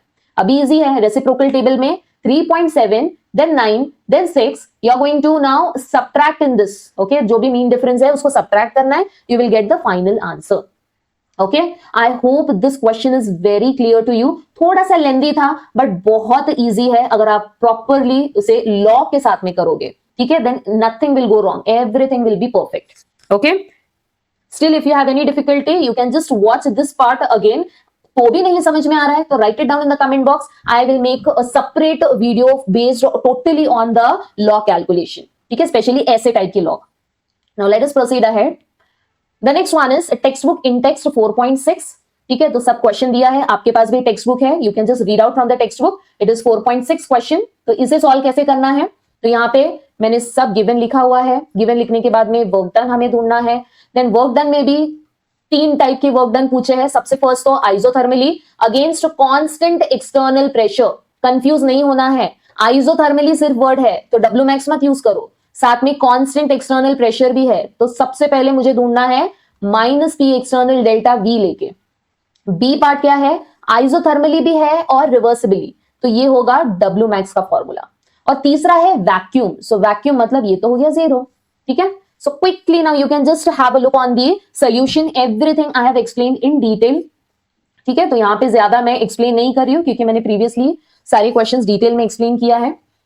You can quickly take a screenshot of this and then we will proceed ahead with the next topic. बच्चों कभी सोचा है जब आप गरम गरम चाय पी रहे हो उस चाय के अंदर कितनी एनर्जी छुपी होती है? वो एनर्जी सिर्फ हीट नहीं होती, उसके पीछे एक बड़ी कहानी है जिसे हम कहते हैं इंटरनल एनर्जी। आज हम चाय के साथ समझेंगे क्या होती है इंटरनल एनर्जी और कैसे लगता है फर्स्ट लॉ ऑफ थर्मोडायनामिक्स, बिना कंफ्यूज हुए। सो let us quickly start with the topic. सबसे पहले तो हमेशा याद रखो, internal energy is the total energy stored in a system और इन अ सब्सटेंस, राइट। सो यहाँ पे ये इंक्लूड होगा काइनेटिक एनर्जी भी होता है, पोटेंशियल एनर्जी भी आएगा इसमें, right, and it is denoted by letter U, always remember it is denoted by letter U, and change in internal energy होता है delta U, clear, okay. So let us take simple example, सोचो आपकी चाय गर्म है, इसका मतलब molecules fast move कर रहे हैं, राइट, ज्यादा एनर्जी है, सो इंटरनल एनर्जी यहाँ पे क्या हो रहा है, इंटरनल एनर्जी का काम हो गई है, ठीक है। और एक बात आपको याद रखना है, इंटरनल एनर्जी सिस्टम के अंदर होती है, हमें उसे डायरेक्टली देख नहीं सकते पर टेम्परेचर से डेफिनेटली अंदाजा लगा सकते हैं। और हाँ दोस्तों, वीडियो अगर पसंद आ रहा है तो अभी लाइक दबाओ, कमेंट करो आपकी चाय ज्यादा गर्म पसंद है या थोड़ी ठंडी। Now let us take one simple example, यहाँ पे दिया गया है हमें 30 kilo joules of heat supplied to the system, it would be added to internal energy. अभी इसका मतलब क्या है, सपोज एक सिस्टम है हमारे पास में एंड ये सिस्टम में 30 kilo joule of heat supply किया हुआ है, ठीक है, दैट मींस ये सिस्टम ने 30 किलो जूल एब्जॉर्ब किया है। अगर 30 किलो जूल एब्जॉर्ब किया है दैट मींस इंटरनल एनर्जी क्या हुआ, बढ़ गया, राइट। सो अगर एब्जॉर्ब होता है तो क्यू क्या होता है, it is plus Q, right, हमने साइन कन्वेंशन में ऑलरेडी स्टडी किया है, तो internal energy increases by 30 kilo joules. Same way अगर सिस्टम पे वर्क किया है, so work is done on the system by the surrounding, very very important, work is done on the system, that means internal energy again बढ़ गई है, तो 20 kilo joule से internal energy बढ़ गई, ठीक है। सपोज एक सिस्टम ने एनर्जी रिलीज किया है in the form of heat, that means Q क्या है -10, and performs 50 kilo joule of work on the system by the system and on the surrounding अगर होता है दैट मीन्स W क्या हुआ, W is equal to negative, and कितना होगा negative, -15. So definitely delta U क्या होने वाला है, delta U will be the sum of heat energy and the energy which is performed in the form of work, right. ये दोनों को अगर आप ऐड करोगे दैट इज -10 -15, तब जाके मुझे मिलेगा -25. एंड ये माइनस साइन का मतलब क्या होता है बच्चों, कि इंटरनल एनर्जी डिक्रीज हुई है by 25 kilo joules. So based on this particular topic also questions can be asked. So it is very simple. तो कैसे solve करना है, let us quickly have a look on the next topic. यहाँ पे दिया गया है हमें 25 किलो जूल ऑफ वर्क, ठीक है. W is equal to 25 kilo joule of work on the system. On the system मतलब W होगा plus, right? And then it releases 10 kilo joule of heat. That means heat कितना है, Q is 10 kilo joule. And release का मतलब क्या होता है बच्चों, it is minus. और पूछा क्या गया है, हमें पूछा गया है कि डेल्टा U ढूंढना है. एंड डेल्टा U क्या होता है, ये दोनों का addition, that is W plus Q. So यहाँ पे this will be Q plus W. Q कितना है, इट इज -10 एंड W कितना है 25. ठीक है, तो अगर आप ये सब्ट्रैक्ट करोगे तो डेफिनेटली आपको आंसर आने वाला है, इट इज 15. एंड साइन कौन सा आएगा, प्लस साइन. दैट मीन्स यहां से मैं बोल सकती हूं कि डेल्टा U इंक्रीज हुआ है. Because of this plus sign, I can call it as there is increase in the internal energy by 15 kilojoule. So very important and very easy also. तो ज्यादा आपको टाइम वेस्ट नहीं करना है इसमें, ठीक है. Now let us proceed ahead with the next topic, that is first law of thermodynamics. हमने ऑलरेडी लोअर स्टैंडर्ड में स्टडी किया है law of conservation of mass. So exactly same thing यहाँ पे हम अप्लाई करेंगे, that is first law of thermodynamics, right. So यहाँ पे हमें सिर्फ रिप्लेस करना है वर्ड एनर्जी से, ठीक है. So energy it can neither be created nor destroyed. हमें ये पता है कि हम एनर्जी क्रिएट भी नहीं कर सकते, डिस्ट्रॉय भी नहीं कर सकते. It can only be change from one form to the another, ठीक है. That is from one state to the final state, initial to final. Now there are few statements also that you need to remember, क्योंकि बहुत बार first law of thermodynamics पे question आते हैं and PYQs भी अगर आप देखोगे बहुत बार क्वेश्चन रिपीट हुआ है, ठीक है. तो they can ask you 2 statement लिखो, 3 स्टेटमेंट, 4 स्टेटमेंट या 1 स्टेटमेंट लिखो. तो या तो आप ये डेफिनेशन लिखो एंड ये डेफिनेशन या ये स्टेटमेंट के साथ में आप इनमें से कोई एक स्टेटमेंट लिख सकते हो, ठीक है. Now the statement says that energy of the universe remains constant. So this is also correct, क्योंकि ना ही कहीं एनर्जी जा रहा है, क्रिएट नहीं हो रहा है, डिस्ट्रॉय नहीं हो रहा है, तो यूनिवर्स का एनर्जी तो सेम ही रहेगा, राइट.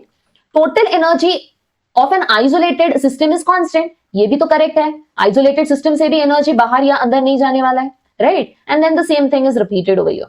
एंड देन अगर ये 1 मार्क के लिए पूछा है तो half mark for each point, ठीक है. डिपेंड्स की क्वेश्चन पूछा क्या गया है.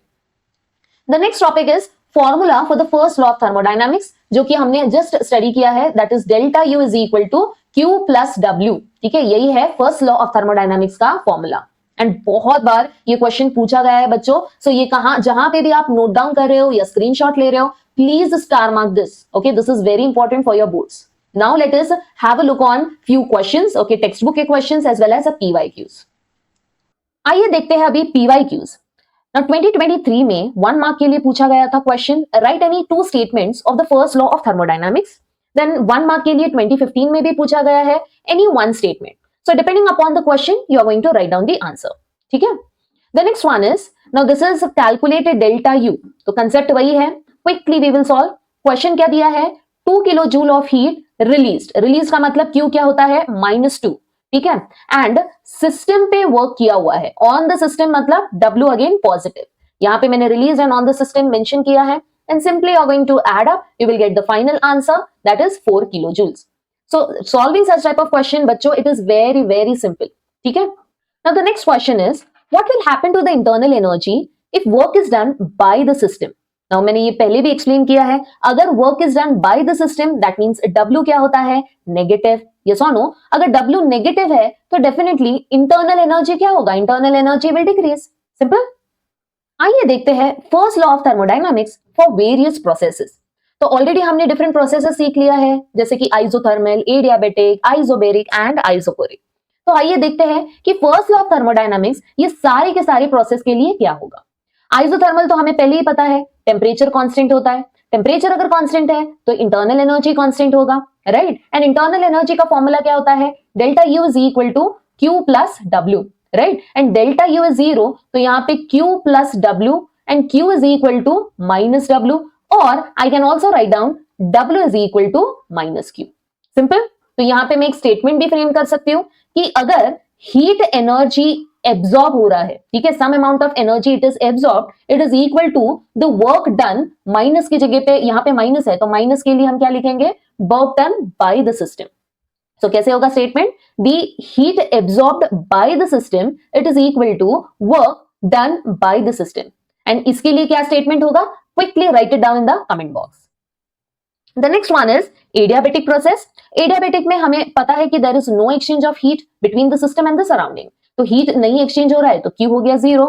एंड यहाँ पे thermodynamics, first law of thermodynamics का एक्सप्रेशन क्या है, delta U is equal to Q plus W, जहां पे Q इज 0 तो डेल्टा U क्या हो जाएगा, delta U is equal to W, right. अगर delta U is positive then W भी पॉजिटिव, माइनस डेल्टा U लिखा तो W भी माइनस हो जाएगा, राइट। तो इसके लिए स्टेटमेंट क्या बना सकते हैं हम कि चेंज इन इंटरनल एनर्जी, या तो ये प्लस है तो यहां पे मैं लिखूंगी increase in internal energy is equal to work done on the system.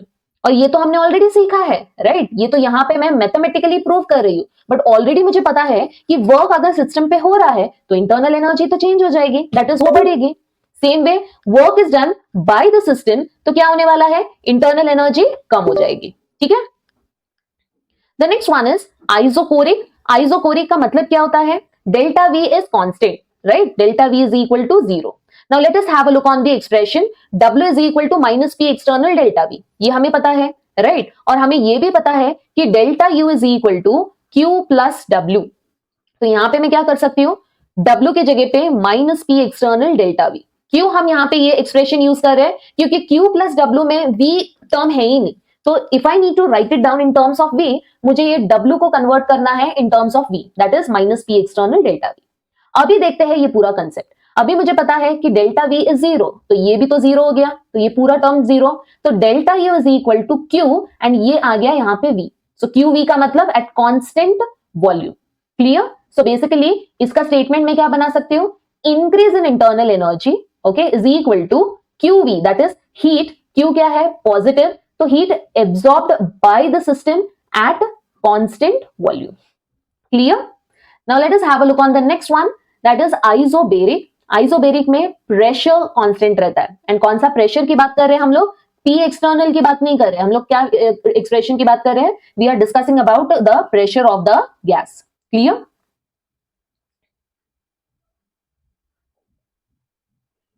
so यहाँ पे क्या होने वाला है, the expression will be delta U is equal to Q plus W, ठीक है, and delta U is equal to Q minus P external delta V, clear. And ये जो Q है, ये Q को मैं दूसरे साइड लेके जा सकती हूँ, तो this Q is equal to delta U plus P external delta V, एंड ये Q को मैं QP भी लिख सकती हूँ। QP का मतलब heat absorbed at constant pressure, and कौन से प्रेशर की बात कर रही थी मैं, pressure of a gas, not P external. P external यहाँ पे 0 मत डाल देना, ठीक है, ये P external as it is लिखना है। तो कौन सा प्रेशर यहाँ पे कांस्टेंट है, pressure of the gas, clear. And ये जहां पे भी हम नोट डाउन कर रहे हो this expression you just star mark it, because आगे जाके हमें ये एक्सप्रेशन यूज करना है, ठीक है। सो भूलना नहीं, हम लोग ये एक्सप्रेशन यूज करने वाले हैं in the topic enthalpy. Now let us quickly have a recap of whatever we have covered, and you can also take the screenshot of it because this will be helpful for last minute revision। और ऐसे बहुत सारे tricks में आगे के topic में मैं cover करने वाली हूँ, so keep watching till the end. And also upcoming videos में सारे के सारे चैप्टर्स में कवर करूंगी, so keep watching all the videos and do not forget to like and subscribe, okay. Write down in the comment box कौन सा next topic आपको चाहिए, so that I can cover in the next video. आइए देखते हैं अभी PYQs। Now mathematical equation वाला question जुलाई 2017, मार्च 2016 2 मार्क्स के लिए पूछा गया है। तो यहां पे आपको सबसे इंपॉर्टेंट याद क्या रखना है कि adiabatic process, isochoric process, isothermal या आइसोबेरिक प्रोसेस, इन सब में आपको हाफ ऑफ मार्क लिखना है, ठीक है, for each and every point. The next one is text book MCQ। So MCQ में अगर मैं देखूं यहां पे तो क्वेश्चन दिया गया है हमें, सब गिवन मैंने यहां पे लिखा है, ढूंढना क्या है हमें, डेल्टा U। तो यहां पे डेल्टा U अगर मैं एडियाबेटिक प्रोसेस में देखूं, क्वेश्चन में क्या दिया है, a gas is allowed to expand in a well insulated container, ठीक है, well insulated container मतलब they are talking about adiabatic process, and adiabatic process में delta U is equal to W, ये हमने ऑलरेडी किया है, राइट, एक्सप्रेशन में हमने किया था. So if you look into this particular topic, so delta U is equal to W. ठीक है, तो यहां पे डेल्टा यू एंड डब्ल्यू, तो डब्ल्यू को मैं पी एक्सटर्नल डेल्टा वी लिख सकती हूँ. Substitute everything, you will get the final answer -500 joule, that is A. क्योंकि एमसीक्यू बहुत सारे बार बच्चों को पता ही नहीं होता है कि सॉल्व कैसे करना है, and then they simply by heart. तो बाय हार्ट करने की जरूरत नहीं है. अगर क्वेश्चन थोड़ा सा ट्विस्ट करके पूछा गया तो एवरीथिंग विल गो रॉन्ग. ठीक है, ये आंसर नहीं लिखना है, अगर टोटली डिपेंड्स की वैल्यूज क्या दिए हैं. ठीक है, so do not by heart anything. Always remember बच्चों, कंसेप्ट को समझो, everything will become very easy for you. Okay, अगर अब तक वीडियो पसंद आ रही है तो जरूर लाइक करना, और थर्मोडायनामिक्स के ऐसे ही बहुत सारे ट्रिकी कंसेप्ट इजी वे में चाहिए तो सब्सक्राइब जरूर करना. ये तो सिर्फ फर्स्ट स्टेप है, अभी पूरी चाय बाकी है. थर्मोडायनामिक्स के और भी कंसेप्ट जैसे कि एंथैल्पी, एंट्रोपी, ये सारे के सारे मैं पार्ट 2 में कवर कर रही हूँ. So don't miss it, and description में आपको इसका लिंक मिल जाएगा.